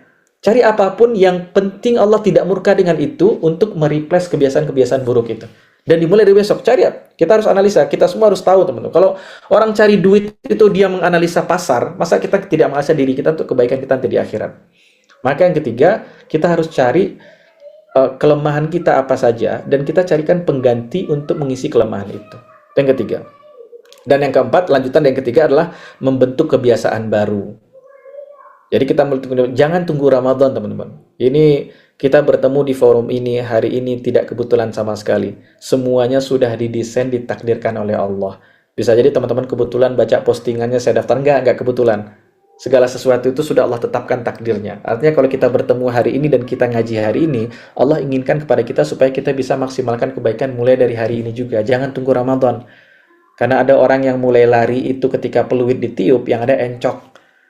Kalau mulai lari itu, sebelum peluit ditiup, itu dia udah mulai persiapan untuk lari. Kita lakukan dari sekarang. Dan kalau sekarang kita nggak begitu stres, karena bisa lakukan habit-habit kecil nggak apa-apa. Kebiasaan kecil aja nggak apa-apa. Yang tadinya nggak pernah baca Quran sekali sehari. Nggak harus banyak. Yang tadinya sholatnya bolong-bolong, disiplinkan sholat. Sholat jadikan harga mati. Saya apapun boleh cancel, tapi sholat nggak bisa. Walaupun kalau sebelumnya bolong-bolong, ya yang penting sholat. Walaupun agak terlambat nggak apa-apa. Kalau sudah rutin sholat tapi terlambat, biasakan sholat di awal waktu. Apapun kita coba. Tapi kalau sudah kualitas bagus, ya kita mulai baca Quran, disiplinkan baca Quran. Kalau biasanya sudah baca setengah juz, kita di 1 juz, dan seterusnya. Itu kita bisa bentuk habit baru mulai dari sekarang. Sebab kalau kita sudah mulai sekarang, teman-teman, itu akan terbangun kebiasaan di Ramadan. Dan nggak cuma itu. Usaha yang kita lakukan, teman-teman. Usaha yang kita lakukan saat ini, Allah menyaksikan itu yang paling mahal, sebenarnya. Jadi ada usaha kecil untuk memperbaiki diri kita yang kita lakukan. Allah menyaksikan usaha kita itu. Dan itu yang paling indah sebenarnya. Bukan masalah habit, enggak. Allah menyaksikan itu indah. Dan Allah sangat sayang dengan kita. Dan Allah tidak inginkan apapun untuk hambanya kecuali kebaikan. Karena kadang-kadang dosa itu bukan Allah yang inginkan, kita yang ngambil keputusan untuk berbuat dosa. Berapa banyak di antara kita ketika melakukan dosa, dalam hati kita jangan lakukan, tapi kita paksain lakukan. Kita yang memutuskan untuk lakukan itu. Dan Allah inginkan kebaikan buat kita. Dan ketika kita lakukan sedikit kebaikan, saya hakul yakin Allah menyaksikan kita berusaha untuk itu. Bagi orang lain bisa jadi remeh-temeh. Tapi bagi Allah, ikhtiar kita yang serius itu walaupun kecil, Allah akan hargai itu. Dan kalau Allah berikan taufiknya untuk kita, Allah berikan hidayahnya untuk kita akan mudah melewati perbaikan diri kita selama 50 hari ke depan insya Allah dengan izin Allah. Maka yang keempat itu kita perlu ada habits baru yang harus kita lakukan. Kecil nggak apa-apa, mulai saja dulu. Dan yang terakhir adalah melakukan hal-hal yang praktis, teman. Tadi saya sebutkan, sholat 5 waktu, membaca Al-Quran, mulai qiyamul lail, atau mulai puasa sunnah. Puasa sunnah itu dianjurkan juga di bulan Sya'ban ini, kecuali nanti sudah mepet-mepet Ramadan. Kalau udah 3 hari menjelang Ramadan, sebaiknya sudah nggak ada puasa sunnah. Kecuali yang sudah terbiasa puasa sunnah. Dan kemudian kita menyibukkan diri dengan hal-hal yang positif apapun. Yang penting Allah tidak murka dengan itu. Dan terakhir adalah kita minta doa pada Allah. Karena pada akhirnya apa? Hidayah Allah yang menentukan. Tugas kita ikhtiar saja, maka kita minta doa pada Allah. Semoga Allah kuatkan kita. Allah berikan kita keseriusan. Allah berikan kita cinta pada kebaikan. Karena mencintai kebaikan itu nikmat. Nikmat sendiri. Ada orang yang menghabiskan, saya bertemu dengan orang-orang hebat itu yang dia cari uang, dapat uang banyak dihabiskan untuk kebaikan. Saya ketemu dengan mereka. Dan gaya hidupnya gak berubah, sama aja. Itu Allah berikan kepada dia nikmat yang sangat mahal, mencintai kebaikan. Itu kita perlu doa dan minta kepada Allah. Nah, ini saja teman-teman semuanya, beberapa persiapan yang mudah-mudahan kita lakukan, dan mudah-mudahan nanti di 10 terakhir itu kita bisa maksimal. Karena 10 terakhir itu 10 hari yang paling mahal sepanjang setahun ini, teman-teman. Dan kita nggak pernah tahu apakah tahun depan kita masih hidup. Saya masih punya kenangan dengan beberapa orang yang Ramadan lalu dia masih hidup, sekarang sudah nggak ada lagi. Dan nggak ada yang menjamin kita Ramadan besok masih hidup. Kan itu kita maksimalkan hari ini, karena 10 terakhir dalam hidup kita mungkin. Bisa jadi ini 10 terakhir di hidup kita. Maka kita harapkan Ramadan ini menjadi Ramadan terbaik kita. Semoga Allah berkahi hidup kita, berkahi aktivitas kita. Demikian teman-teman semuanya. Wallahu a'lam bishawab. Jika ada pertanyaan, saya kembalikan ke Teh Wanda ya tadi. Baik Ustadz, terima kasih atas pemaparannya yang sangat-sangat memotivasi gitu ya untuk kita membangun kebiasaan yang lebih baik lagi sebelum menghadap bulan Ramadan. Dan yang paling yang paling punch diri saya itu adalah bagian yang Allah kasih perbandingan 1:1000 bulan gitu. Jadi itu adalah insight yang sangat-sangat ya, alhamdulillah, masya Allah yang bisa kita pelajari. Mungkin ada dari sobat sesi sekalian yang punya pertanyaan terkait tentang pembahasan Lailatul Qadar. Boleh langsung dinyalakan mic-nya atau mengirimkan pesan di box. Oh ya Ustadz, saya deh mau bertanya satu pertanyaan Ustadz. Jadi sebenarnya ini adalah pertanyaan Gen Z di luar sana terkait malam Lailatul Qadar. Kan yang kita semua tahu adalah Rasulullah SAW bilang kalau malam Lailatul Qadar itu datang di malam ganjil gitu ya Ustadz. Tapi karena kita memiliki perbedaan mazhab, yang ada yang duluan ini puasa Ramadan dan ada yang hari kedua baru puasa gitu ya, dari perbedaan mazhab tersebut. Nah, pertanyaan-pertanyaan Gen Z kan kadang suka nyeleneh nih Ustadz. Terus mereka nanya tentang iya, malam Lailatul Qadar itu di malam ganjil 10 malam terakhir di Ramadan gitu ya, di malam ganjilnya. Nah, mereka tuh bertanya, ini malam ganjil yang misalnya di mazhab yang lain atau mazhab yang ini gitu Ustadz. Nah, dari situ saya juga jadi bingung juga ya, oh iya ya, gimana nih gitu. Segitu Ustadz. Ya, insya Allah. Ya, betul. Kebanyakan kita bertanya, kita mencoba melogiskan hal yang gaib sebenarnya itu. Ada yang lebih ribet dari itu. Misal nih, ketika malam Lailatul Qadar di kita, kan sekarang malam Lailatul Qadar nih, kita tahunya setelah pagi kan. Lailatul Qadar kan bisa dicek di pagi itu, di antara tandanya adalah matahari itu terbit tidak begitu, terbitnya dengan tenang, dia tidak hujan, tidak begitu panas, dan matahari itu terbitnya bukan dengan cahayanya yang terik. Nah, itu di antara ciri-ciri Lailatul Qadar. Teman, kalau kita tahunya sudah pagi, malamnya udah lewat. Tapi kan siangnya itu di Indonesia itu malam Lailatul Qadar di Amerika. Kenapa? Karena kan kita beda 12 jam sama Amerika. Sekarang nih sekarang jam 8, jam 9 malam kan di kita. Di Amerika masih jam 9 pagi hari Kamis. Berarti kalau kita lihat malam siangnya tadi malam Lailatul Qadar, siangnya itu adalah malam Lailatul Qadar di Amerika. Itu gimana? Nah, ini yang perlu kita paham teman-teman. Waktu itu berlaku buat dimensi kita saja. Jangan kita menghukum semua yang Allah lakukan berdasarkan dimensi kita. Jadi kalau Allah letakkan semua kebaikan ada pada Lailatul Qadar, kita sesuai dengan kita yakini. Kalau kita startnya adalah tanggal 1-nya hari Rabu, maka tanggal 25, 27-nya terletak di hari Senin, Rabu, Jumat, Senin, Rabu, Jumat, maka Lailatul Qadar bersesuai dengan keyakinan kita terletak di situ. Nah, kalau seandainya kita beda dengan harinya, maka ya sesuai dengan keyakinan kita. Maka kita jangan berpikir hal yang gaib itu akan berjalan dengan logis yang kita miliki. Karena itu manusia tuh perlu paham bahwa kita tuh cuman hidup di dimensi kita. Bahkan waktu yang kita punya hari ini sekarang jam 8.59, itu apakah waktu itu berlaku untuk dimensi nanti di akhirat? Saya nggak ada. Nah, kesalahan pemahaman terjadi ketika kita membawakan hadis yang gaib itu kepada logika hari ini. Atau ada juga yang tanya gitu, Allah turun ke langit dunia sepertiga malam terakhir. Tuh, ada hadis tuh. Kalau sepertiga malam terakhir, artinya sekarang ini di daerah timur sana, ke Papua ke sana lagi, itu sudah sepertiga malam terakhir. Bagi kita jam 9, bagi orang yang tinggal di daerah lain, itu bisa jadi sudah jam 3 subuh. Berarti kan Allah turun ke langit setiap waktu. Nah, itu logika yang kita gunakan. Kita berpikir Allah itu berada di ruang waktu yang kita pikirkan itu. Nah, karena itu, kita bergerak dengan keyakinan kita. Kalau kita yakini, berdasarkan perhitungan kita satu Ramadan jatuh di hari sekian, maka nanti 25, 27, 23, dan seterusnya itu berada pada hari tertentu. Ya sudah, jalani yang sesuai yang kita yakini. Tapi kalau mau nyaman, mau tenang, ya sudah, kita optimalkan 10 Ramadan kita hantam semuanya kebaikan. Jadi kita nggak luput satu pun. Jadi biar paling aman, kalau guru saya ngajarin, paling aman itu daripada kita memancing ikan satu-satu, kita tebar aja jaring semua ikan dapat, mulai dari yang kecil sampai yang besar. Udah paling aman. Jadi kita maksimalkan 10 hari terakhir. Dan nggak ada ruginya juga. Nggak ada ruginya. Kenapa? Karena kalau kita beramal di malam 22, malam 24, bahkan malam 25, dan ternyata itu nggak Lailatul Qadar, kebaikan kita pasti diterima.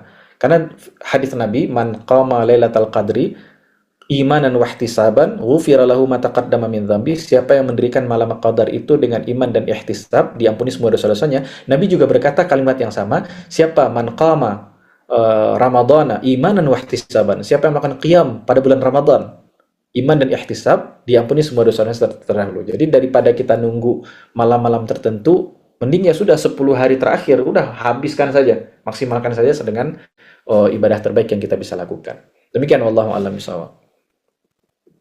Terima kasih Ustadz atas jawabannya. Tadi ada saudara tuh Bagus yang mungkin ingin memberikan pertanyaan ya. Ya, Assalamualaikum warahmatullahi wabarakatuh, Ustadz. Assalamualaikum.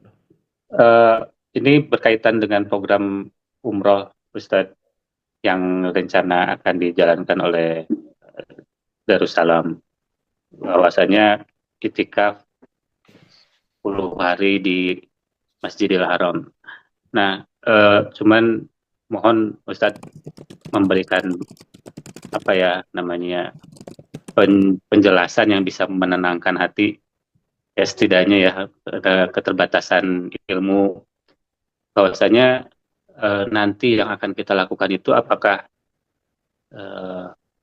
benar gitu metodenya, karena saya tidak tahu apakah sebetulnya boleh atau tidak menginap di masjid, apakah ada dalil ataupun larangan dari pemerintahnya misalkan gitu ya untuk tidur di dalam masjid, sedangkan mungkin jamaah yang lain berdesakan mencari tempat, atau ada tim khidmat yang membawakan makanan gitu ya, dan juga membawakan logistik yang kita tidak tahu pada saat masuk gerbang gitu ya, apakah dia menyalahi aturan atau tidak begitu, sehingga dikhawatirkan ya kita berniat untuk beritikaf tetapi dengan cara yang mungkin menzalimi misalkan.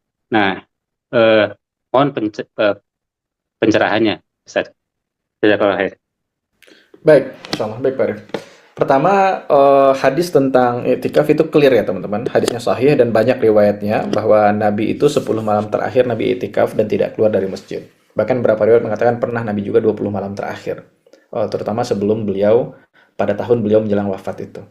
Dan berarti hadis tentang iktikaf sudah clear bagi kita. Memang diperintahkan bagi kita untuk iktikaf di masjid 10 malam terakhir. Iktikaf artinya tinggal di sana, berdiam di sana. Bahkan nggak cuma tinggal di masjid saja, semua aktivitas kita itu iktikaf itu kita putus semua hubungan kita dengan siapapun kecuali dengan Allah saja selama 10 terakhir. Itu iktikaf itu clear. Iktikaf itu benar-benar melatih diri teman-teman, mencoba memutus dengan dunia itu nggak gampang. Kita mencoba memutus dengan sosial media yang biasa scrolling itu selama 2 hari aja itu susahnya minta ampun. Kalau bisa 10 hari kita sukses terhadap banyak hal. Kita akan dibukakan mata kita tentang banyak kehidupan dunia. Ternyata saya bisa loh survive tanpa buka sosial media selama 10 hari penuh. Kita akan sembuh dari banyak penyakit. Kalau i'tikaf kita sudah valid dengan dalil-dalilnya. Dan juga ketika dengan keutamaan Masjidil Haram. Rasul mengatakan salatu fi masjidi hadza afdal min alfi salatin fi masiwahu ilal Masjidil Haram. Salat di masjidku ini lebih afdal 1000 kali salat di masjid yang lain kecuali Masjidil Haram. Dan salat di Masjidil Haram kata Nabi lebih afdal 100.000 kali daripada salat di masjid manapun. Artinya ada 2 kebaikan dalam i'tikaf di Masjidil Haram. Satu kebaikan i'tikaf, yang kedua adalah kebaikan Masjidil Haram itu sendiri.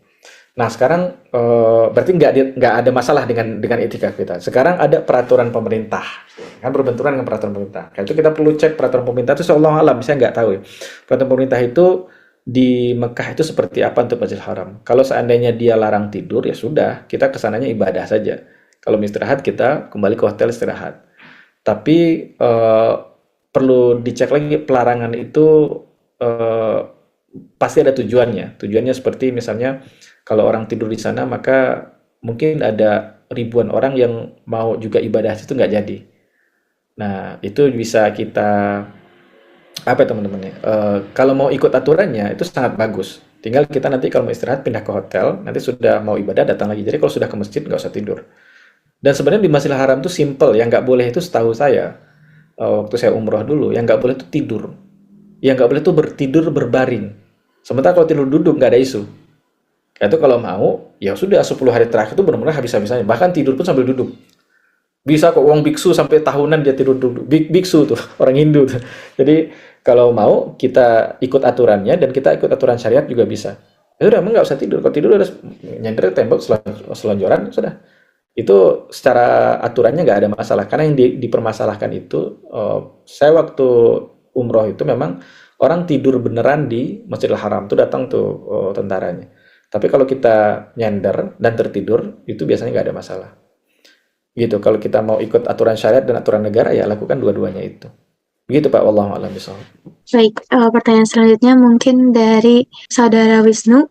Oh iya, terima kasih Mbak. Mau menanyakan tentang malam Lailatul Qadar ya. Itu dibilang kan malam hari di 10 hari terakhir, biasanya di malam ganjil. Bisa tahu kira-kira itu jatuhnya di jam berapa? Apakah setelah sholat Isya sampai subuh atau mulai dari maghrib? Terus kalau malam Lailatul Qadar, itu pas malam Lailatul Qadar itu turun, apakah semua orang pas malam itu yang beribadah mendapatkan? Dan apakah orang yang mendapatkan malam Lailatul Qadar itu dia tahu kalau dia mendapatkan Lailatul Qadar atau dia tidak tahu? Jadi kalau apakah orang itu sadar kalau dia menerima malam Lailatul Qadar? Ya, segitu aja Pak Ustadz. Terima kasih. Assalamualaikum warahmatullahi wabarakatuh. Assalamualaikum. Baik Pak, yang pertama Lailatul Qadar itu dari katanya Lailah, berarti dimulainya dari sejak terbenamnya matahari. Dengan kata lain, dia masuknya terbenamnya matahari ketika masuknya waktu maghrib, maka sudah termasuk Lailah malam. Dan habisnya kapan? Habisnya, kata Allah, salamun hiya hatta matla'il fajr, sampai terbitnya fajar. Artinya ketika dikumandangkan azan subuh, itu berarti batasan malam sudah selesai.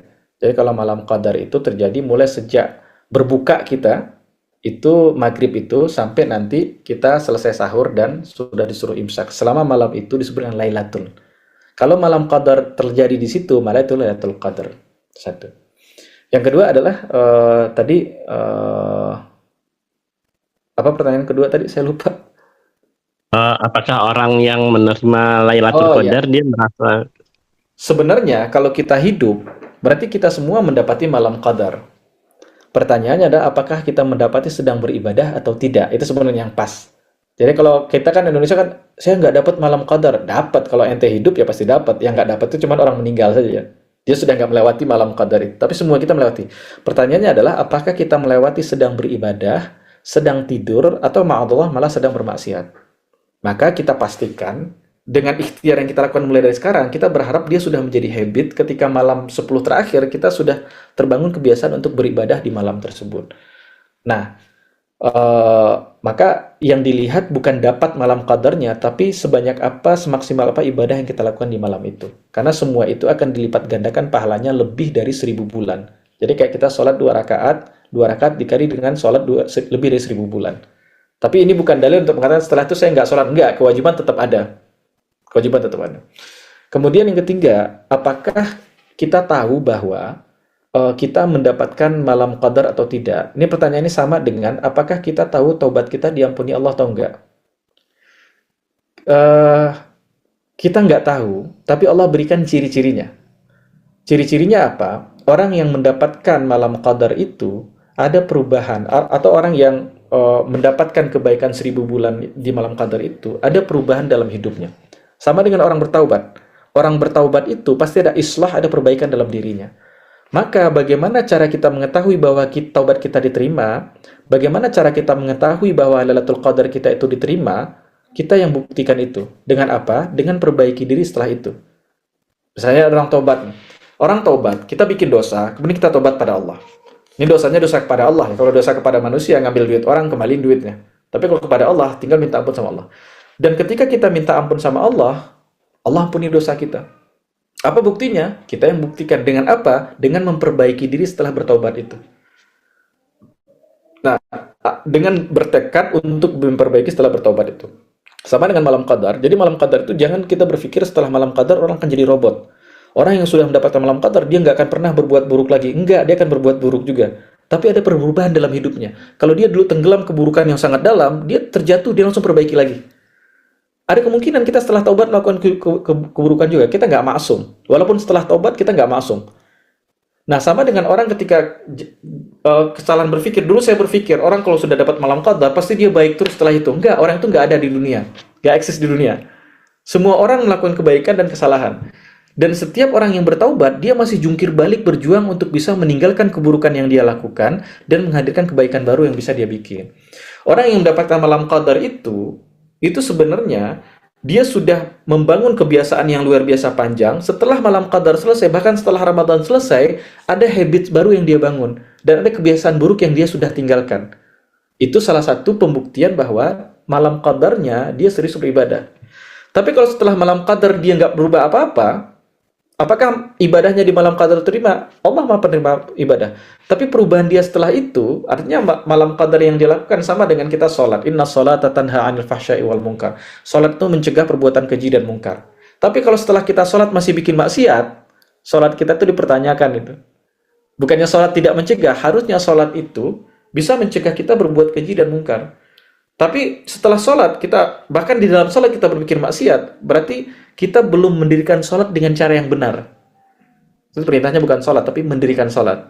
Nah, yang diperintahkan kepada kita untuk malam qadar itu, kalau kita beribadah maksimal di malam qadar itu, seharusnya setelah selesai malam qadar, ibadah yang maksimal itu termaintain terus-terusan setelah malam qadar. Sampai kelak tahun depan kita bertemu Ramadan lagi dan kita improve lagi. Jadi, Muslim itu tren kebaikannya itu kayak emas, teman-teman. Emas itu kalau kita lihat itu secara di zoom out tuh kelihatannya tuh naik tuh. Tapi kalau di zoom in itu akan kelihatan fluktuatif, naik turun kan emas kayak gitu. Walaupun sering naiknya turunnya dikit tapi naik lagi. Nah, umat Islam itu ketika dia beribadah kalau di zoom out Dan kalau digedekan, itu kelihatan fluktuatif tuh. Karena kita bikin dosa, bikin maksiat, terus kita baik lagi, bikin maksiat lebih baik lagi. Tapi ketika di zoom out itu, digedekan, itu akan kelihatan bahwa tren kita tuh dari tahun ke tahun naik sebenarnya. Apakah kita nggak pernah bermaksiat? Jatuh lagi, yes, kita manusia biasa. Tapi setiap tahun, ketika di tahun lalu kita jatuh ke maksiat sampai ke palungnya, sampai yang paling dalam, di tahun sekarang kita tergelincir ke maksiat dan kita langsung perbaiki diri. Di tahun berikutnya kita langsung terus kualitas kita naik. Nah itu kita tidak berpikir bahwa orang kalau diterima malam qadarnya besok berubah hidupnya total 100%. Nggak ada orang seperti itu. Perubahan hidup itu terjadi sangat bertahap. Bahkan syariat Islam pun turun pada awalnya itu sangat bertahap. Karena itu perubahan yang kita harus bangun adalah perubahan yang bertahap itu. Nah, apa bukti kita malam qadar kita diterima? Setelah itu, bukan kita nggak perlu minta tanya bukti, kita yang buktikan sendiri. Apa buktinya? Setelah Syawal pun saya akan lakukan kebiasaan yang sudah saya bangun selama Ramadan itu. Demikian, Pak. Wallahu a'lam bishawab. Oh, baik. Ustadz, ada beberapa pertanyaan di kolom box ini. Mungkin izin saya bacakan ya, Ustadz. Dari Saudari Zahra Kisafa, izin tipsnya Ustadz untuk ibu-ibu dengan toddler, bagaimana memaksimalkan Ramadannya, terutama 10 malam terakhir. Jazakallah. Iya, toddler ini apa ya? Balita ya? Atau balita kayaknya, hadonah ya? Di bawah 5 tahun ya? Ya, kalau ibu-ibu, teman-teman, ada beberapa riwayat ulama mengatakan bahwa perempuan itu kalau dia i'tikaf di rumahnya, itu pahalanya sama dengan laki-laki i'tikaf di masjid. Masjid biasa ya, bukan Masjidil Haram ya, sama pahalanya. Hanya saja kita itu kalau i'tikaf di rumah, saya pernah merasakan ketika Covid dulu 2020-2021. Kan waktu itu masjid disegel semua, kita i'tikaf di rumah. Memang i'tikaf di rumah itu penyakitnya satu, nggak ada motivasi karena sendiri doang. Ya kalau di masjid itu kita melihat bersaf-saf berubah itu energi tuh bahkan 12 jam nggak tidur tuh energi tuh ini kuat. Jadi untuk perempuan yang punya anak kecil nggak apa-apa, apalagi dia punya anak cukup di rumah saja. Cuman di rumah itu memang kendalanya adalah dia akan semangatnya mungkin kita kan apalagi kalau ekstrovert kan dapat energi dari orang lain. Kalau di rumah kendalanya mungkin tidak sesemangat di masjid. Tapi ya walaupun mungkin dia bisa bikin suasana lah. Suasana dia punya TV besar di rumah, putarlah sholat Masjidil Haram atau ketika nyalakan lampu terang semuanya. Itu di sejarah itu disebutkan bahwa 10 malam terakhir itu daerah Mekah, Madinah itu hidup tuh, malam tuh full hidup. Lampu tuh nyala semuanya tuh. Sejarah muslimin dulu gitu. Kalau udah ketemu malam Ramadan, itu sepanjang malam lampu tuh nyala semua. Itu daerah tuh terang. Kalau kita kampung tuh terang tuh ketika malam itu. Jadi kita akan semangat untuk untuk bangun walaupun sendiri. Maka untuk ibu-ibu bisa dia maksimalkan dengan i'tikaf di rumahnya saya kalau punya anak. Dan kalau dia pengen ke masjid juga tidak apa-apa. Yang pertama harus terjaga dari fitnah. Artinya apa? Ketika dia i'tikaf, dia tidak banyak interaksi dengan lawan jenis. Kenapa? Karena perempuan itu kalau sudah misalnya nih i'tikafnya itu terbuka, sering ketemu laki-laki dan perempuan. Ini masjid biasa ya. Kalau Masjidil Haram itu ada hukum khusus, teman. Karena Masjidil Haram itu nggak disekat. Tapi kalau seandainya dia bisa menjaga dari fitnah ketika di masjid dekat rumahnya, nggak apa-apa dia di masjid. Yang kedua, kalau dia punya anak, dipastikan anaknya nggak mengganggu orang lain. Kalau dia bisa bikin anaknya nggak ganggu orang lain, anak juga i'tikaf, dia dapat pahala i'tikaf anaknya juga. Jadi pahalanya 2, buat emaknya dapat anaknya. Tapi kalau anaknya ternyata mengganggu orang, dia bisa menjadi dosa. Kenapa? Karena dia bawa anaknya dan anaknya ganggu jamaah lain. Kalau nggak memungkinkan di masjid, cukup di rumah. Dan i'tikafnya seorang perempuan di kamarnya, itu sama pahalanya dengan i'tikafnya seorang laki-laki di masjid. Dan apa yang dia bisa baca Al-Quran, kemudian sholat dan lain sebagainya. Gitu, Allahu a'lam bishawab. Oh, baik Ustaz. Lanjut ke pertanyaan selanjutnya, ada dari Rizka F. Kegiatan malam Lailatul Qadar, tadi dijelaskan membaca Al-Quran, mempelajari Al-Quran. Nah, pertanyaannya, apakah cukup membaca Al-Quran sudah disebut mengisi malam Lailatul Qadar? Apakah ada batasan, semisal baca berapa ayat dan lain-lain? Lalu adakah yang tadi ini Maya. Lalu adakah ciri-ciri orang yang mendapat Lailatul Qadar? Begitu Ustaz. Ya. Yang pertama, di Lailatul Qadar semua kebaikan. Dan yang paling unggul adalah kebaikan yang terkait dengan Quran. Mulai dari membaca Quran, kemudian mentadaburi Quran, kita baca Quran, baca terjemahannya, atau baca tafsirnya, atau baca terjemahan dari kitab tafsir, kita pahami itu. Jadi ada 2 perspektif, ada perspektif pendekatan kuantitatif. Artinya sebanyak apa? Kalau bisa satu malam tuh 10 juz, ya silahkan. Ada pendekatan kualitatif. Satu malam tuh dia nggak baca 10 juz Quran, satu malam tuh dia cuma baca satu halaman. Tapi dia baca tafsirnya lama dan sebagainya. Itu terserah. Yang penting manapun itu, yang penting dia maksimalkan ibadah di malam itu. Dia boleh pendekatannya kuantitatif, kuantitasnya banyak. Jumlah rakaatnya banyak, bacaan baca Qurannya sekian juz dalam satu malam. Atau dia mau kualitatif juga nggak ada masalah. Dia baca Quran, kemudian dia baca satu ayat, satu tema ayat, kemudian dia habiskan satu tema ayat itu untuk mendalami dan lain sebagainya. Jadi pendekatan apapun tidak ada masalah. Dan tidak cuma itu saja teman, semua kebaikan bisa. Misal diantaranya kalau bisa kita lakukan semuanya, kenapa satu aja? Misal kita bisa lakukan sedekah misalnya. Kita bisa lakukan apapun. Wabil khusus nih, misalnya perempuan ketika dia haid misalnya. Ada kebaikan lain yang bisa lakukan ketika dia haid, dia bisa jadi panitia i'tikaf. Bisa bantu masakin, nyiapin itu. Kenapa? Karena dia kan nggak bisa makan juga. Ya udah, jadi dia panitia i'tikaf, nyiapin sahur dan sebagainya. Semoga orang makan sahur bisa tenang, nyiapin kopinya, nyiapin tehnya, nyiapin sahurnya. Orang bisa nikmat i'tikaf karena dia bantu, pahala orang i'tikaf pun dia juga dapat. Karena Rasul mengatakan yang menunjukkan kepada kebaikan persis sama dengan yang melakukan. Itu cuma nunjuk doang, modal telunjuk saja. Apalagi orang yang membantunya, mensupport dananya, dan lain sebagainya, itu persis sama dengan orang yang melakukan. Jadi bisa dia maksimalkan dengan ibadah apapun, yang terutama memang terkait Quran. Mau baca Quran, tadabbur, dan sebagainya. Kalaupun nggak bisa, nggak apa-apa. Dia bisa lakukan apapun. Dan kalau bisa di malam itu, lakukan apapun. Itu biasanya itu kita bisa catat rekening-rekening, kita bisa sedekah atau infak. Atau saya biasa melakukan ngasih THR ke ponakan itu. Saya kasihnya di malam-malam ganjil itu. Jadi sekaligus sedekah. Kalau udah Syawal kan ya pahalanya nggak sama dengan memberikan. Kan kita ngasih THR orang itu kan sebenarnya sedekah kita untuk ponakan-ponakan itu, bukan THR. Jadi kalau mau kasih THR ponakan itu di malam-malam ganjil itu, transfer gitu. Itu bisa banyak kebaikan lakukan. Terakhir tadi, apa ciri-ciri seseorang itu diterima, mendapatkan malam qadar atau diterima? Ada perubahan dalam hidupnya. Dan perubahan itu bukan otomatis, artinya dia bertekad untuk merubah hidup. Karena Allah mengatakan, innallaha la yughayyiru ma biqaumin hatta yughayyiru ma bi anfusihim. Allah tidak merubah satu komunitas kecuali setiap individu berupaya merubah dirinya. Jadi orang kalau malam qadarnya diterima, dia menjadi fokusnya untuk memperbaiki itu semakin besar, dan dia berikhtiar untuk terus memperbaiki diri. Itu ciri malam qadar diterima. Siapa yang bisa tahu? Kita yang tahu apakah malam qadar kita diterima atau enggak. Bukan tugas kita ngitung orang enggak. Tugas kita melihat, kalau saya diterima, maka setelah Ramadan ini, saya akan lakukan semua kebaikan yang sudah saya lakukan selama Ramadan. Saya akan lanjutkan semua habit yang sudah terbangun itu bukti diantara kita yang membuktikan kepada Allah bahwa malam qadar kita itu diterima. Karena kalau nunggu pembuktian dari Allah nggak ngomong ke kita langsung. Nggak ada, saya mimpi, kemudian ada syekh saya mimpi, kemudian mengatakan kepada saya, saya mimpi ketemu Allah, malam qadar kamu diterima. Saya nggak yakin juga dengan itu. Tapi kita yang buktikan kepada Allah bahwa malam qadar itu malam ikhtiar kita layak diterima. Begitu teman, wallahu a'lam bishawab. Ustaz, mungkin ini 3 pertanyaan lagi di box komentar. Ada di Kak Nahayu Kresnawati, bagaimana cara istiqomah dan konsisten membangun kebiasaan baru seperti sholat tahajud atau konsisten baca Quran harian, karena seringkali sudah ada targetan dan keinginan tapi masih terbawa lingkungan dan akhirnya gak konsisten, katanya Ustaz. Ya, yang pertama teman-teman, untuk konsisten tuh harus punya ilmu memang. Kalau kita itu mau serius melakukan sesuatu, kalau kita tahu reasonnya. Kenapa? Misalnya nih, hal yang paling menyakitkan bagi seorang ibu apa? Secara fisik, melahirkan. Kenapa masih mau melahirkan lagi? Sampai ada ibu-ibu anaknya 4, 5, karena dia tahu reasonnya. Bahkan alasannya itu, sebelum dia tahu, sudah Allah tanamkan dalam diri seorang ibu itu. Jadi kalau kita pengen konsisten di satu ibadah, kita pelajari ibadah itu. Apa Lailatul Qadar itu utamanya apa, ininya apa. Saya kasih contoh misalnya Lailatul Qadar, teman-teman. Lailatul Qadar itu, bukan Lailatul Qadar, Qiyamul Lail.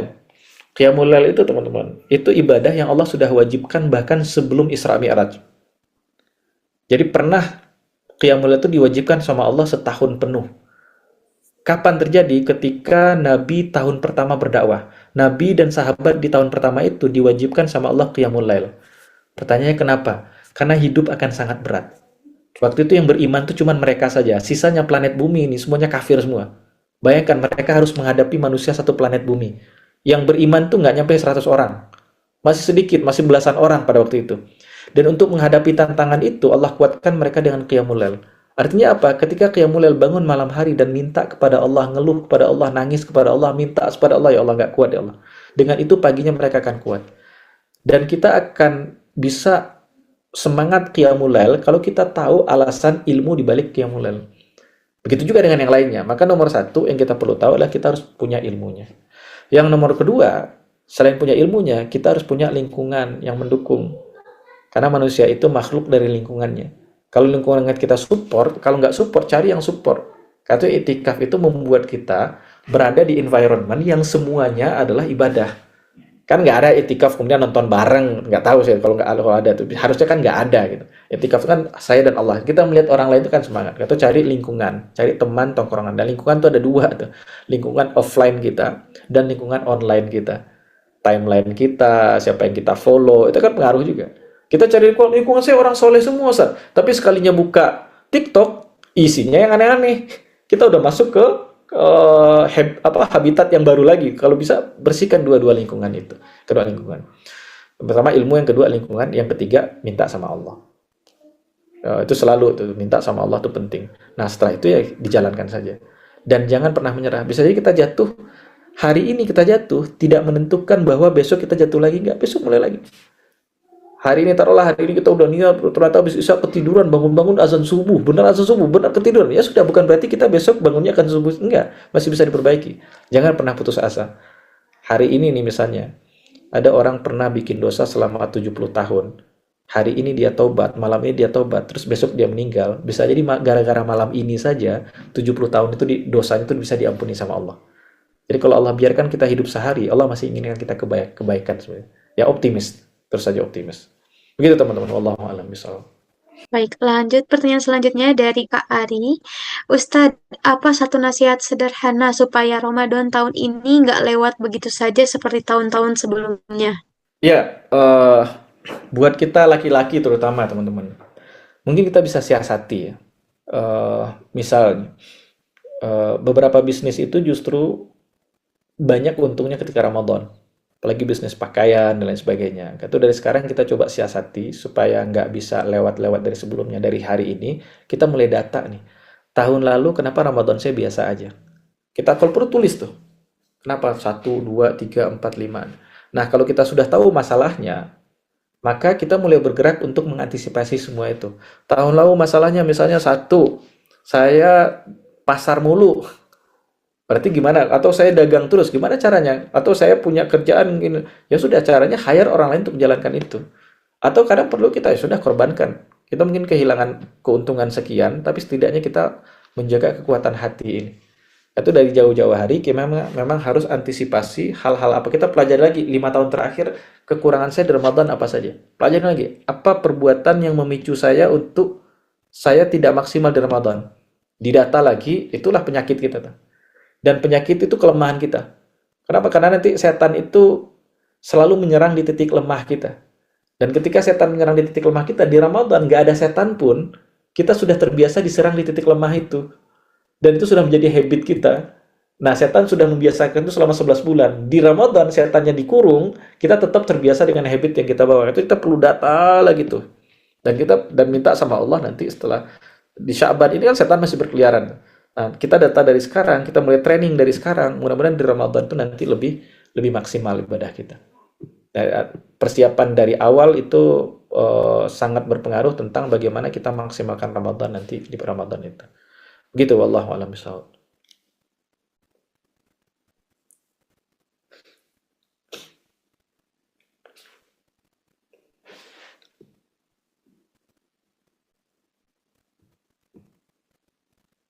Baik, ada pertanyaan terakhir. Bismillah Ustadz, mau tanya kalau kita mau menghidupkan malam ganjil 10 malam terakhir, lalu apakah siangnya kita tidur pengganti malam atau tetap bertahan melek? Karena kalau saya suka diseling, malam ganjil bertahan mengisi malam ganjil. Lalu malam genap tidur sebentar. Mohon nasihatnya, syukron jazakallah khairan. Ya, ini kembali kepada kekuatan masing-masing kita, teman-teman. Saya beberapa kali Ramadan itu, saya porsir di malam 21 sampai malam 25. Malam 26 tuh rata-rata saya demam, sakit. Akhirnya nggak bisa ngapa-ngapain malam 27. Saya pulang ke rumah berapa kali dulu ya ketika bujang itu saya sering iktikaf. Malam 27 saya pulang karena demam tinggi. Terus, itu kita perlu cek lagi kemampuan kita masing-masing. Setiap orang berbeda-beda. Apakah kita malam bangun nggak tidur sama sekali, kemudian nanti siangnya tidur? Qailullah itu memang disunahkan di Ramadan ataupun di luar Ramadan. Bahkan ulama mengatakan qailullah itu tidur siang, napping ya. Tidur siang itu bukan tidur 2 jam, 3 jam, bukan. Tidur siang mungkin setengah jam, 40 menit gitu. Nah, itu sebagian ulama mengatakan tidur siang untuk qiyamul lail itu seperti sahur untuk puasa.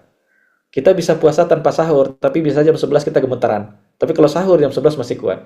Nah, kita bisa qiyamul lail tanpa tidur siang, tapi biasanya akan lebih ngantuk. Tapi kalau tidur siang, pengaruh tidur siang kepada qiyamul lail kita itu seperti pengaruh sahur terhadap puasa kita. Sebagian ulama mengatakan seperti itu.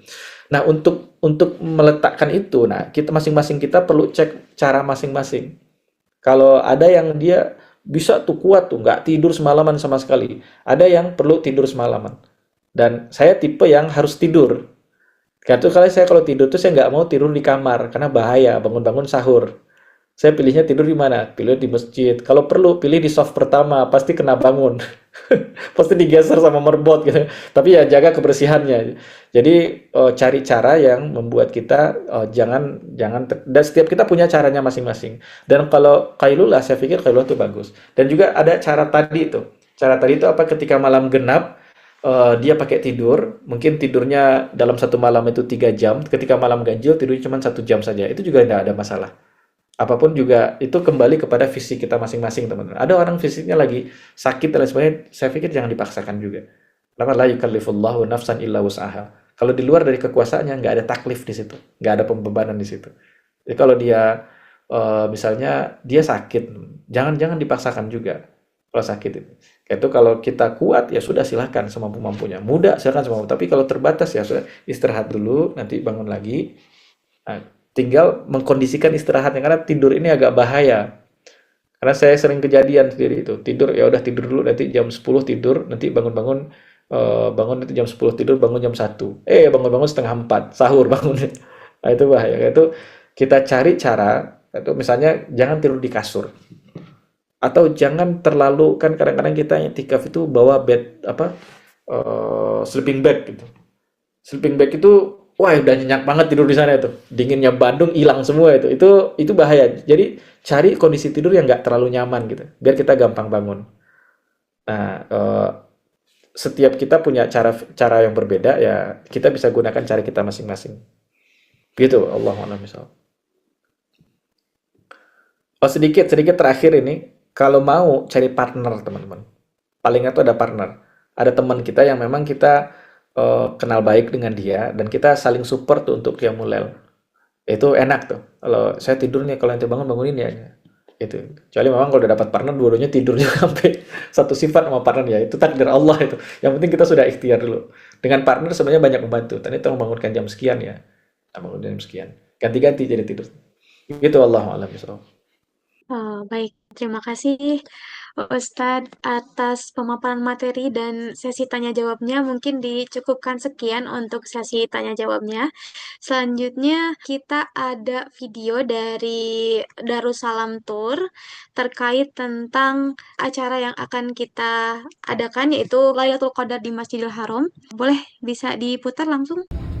Bismillahi Majareha Wa mursaha Inna Rabbi Laghafurur Rahim Subhanalladzi Sahorolana Haza Wa ma kunna Lahu mukrimin Wa inna Ila Rabbina Munqalibun.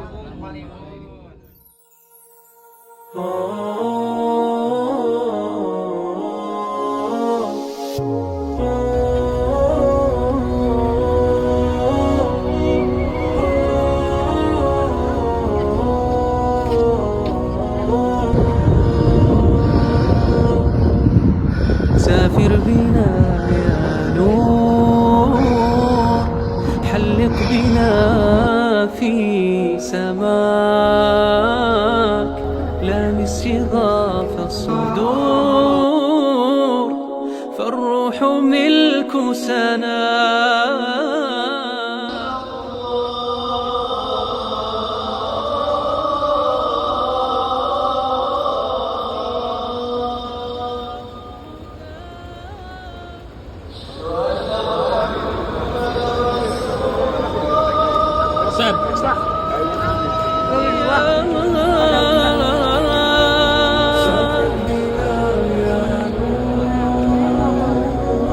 سافر بنا يا نور حلق بنا في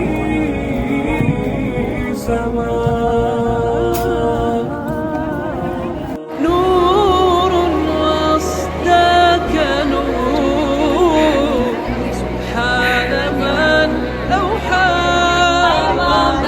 وفوح هذه السطور نفائس من نداك نفائس من عطاك ضياء سافر بنا يا نور سافر بنا يا نور حلق بنا في سماك نور وصداك نور سبحان من أوحى وفوح هذه السطور. Dan tak lupa kita tutup acara hari ini dengan mengucapkan Alhamdulillahirrabbilalamin. Lalu kami pamit undur diri. Wassalamualaikum warahmatullahi wabarakatuh. Waalaikumsalam warahmatullahi wabarakatuh.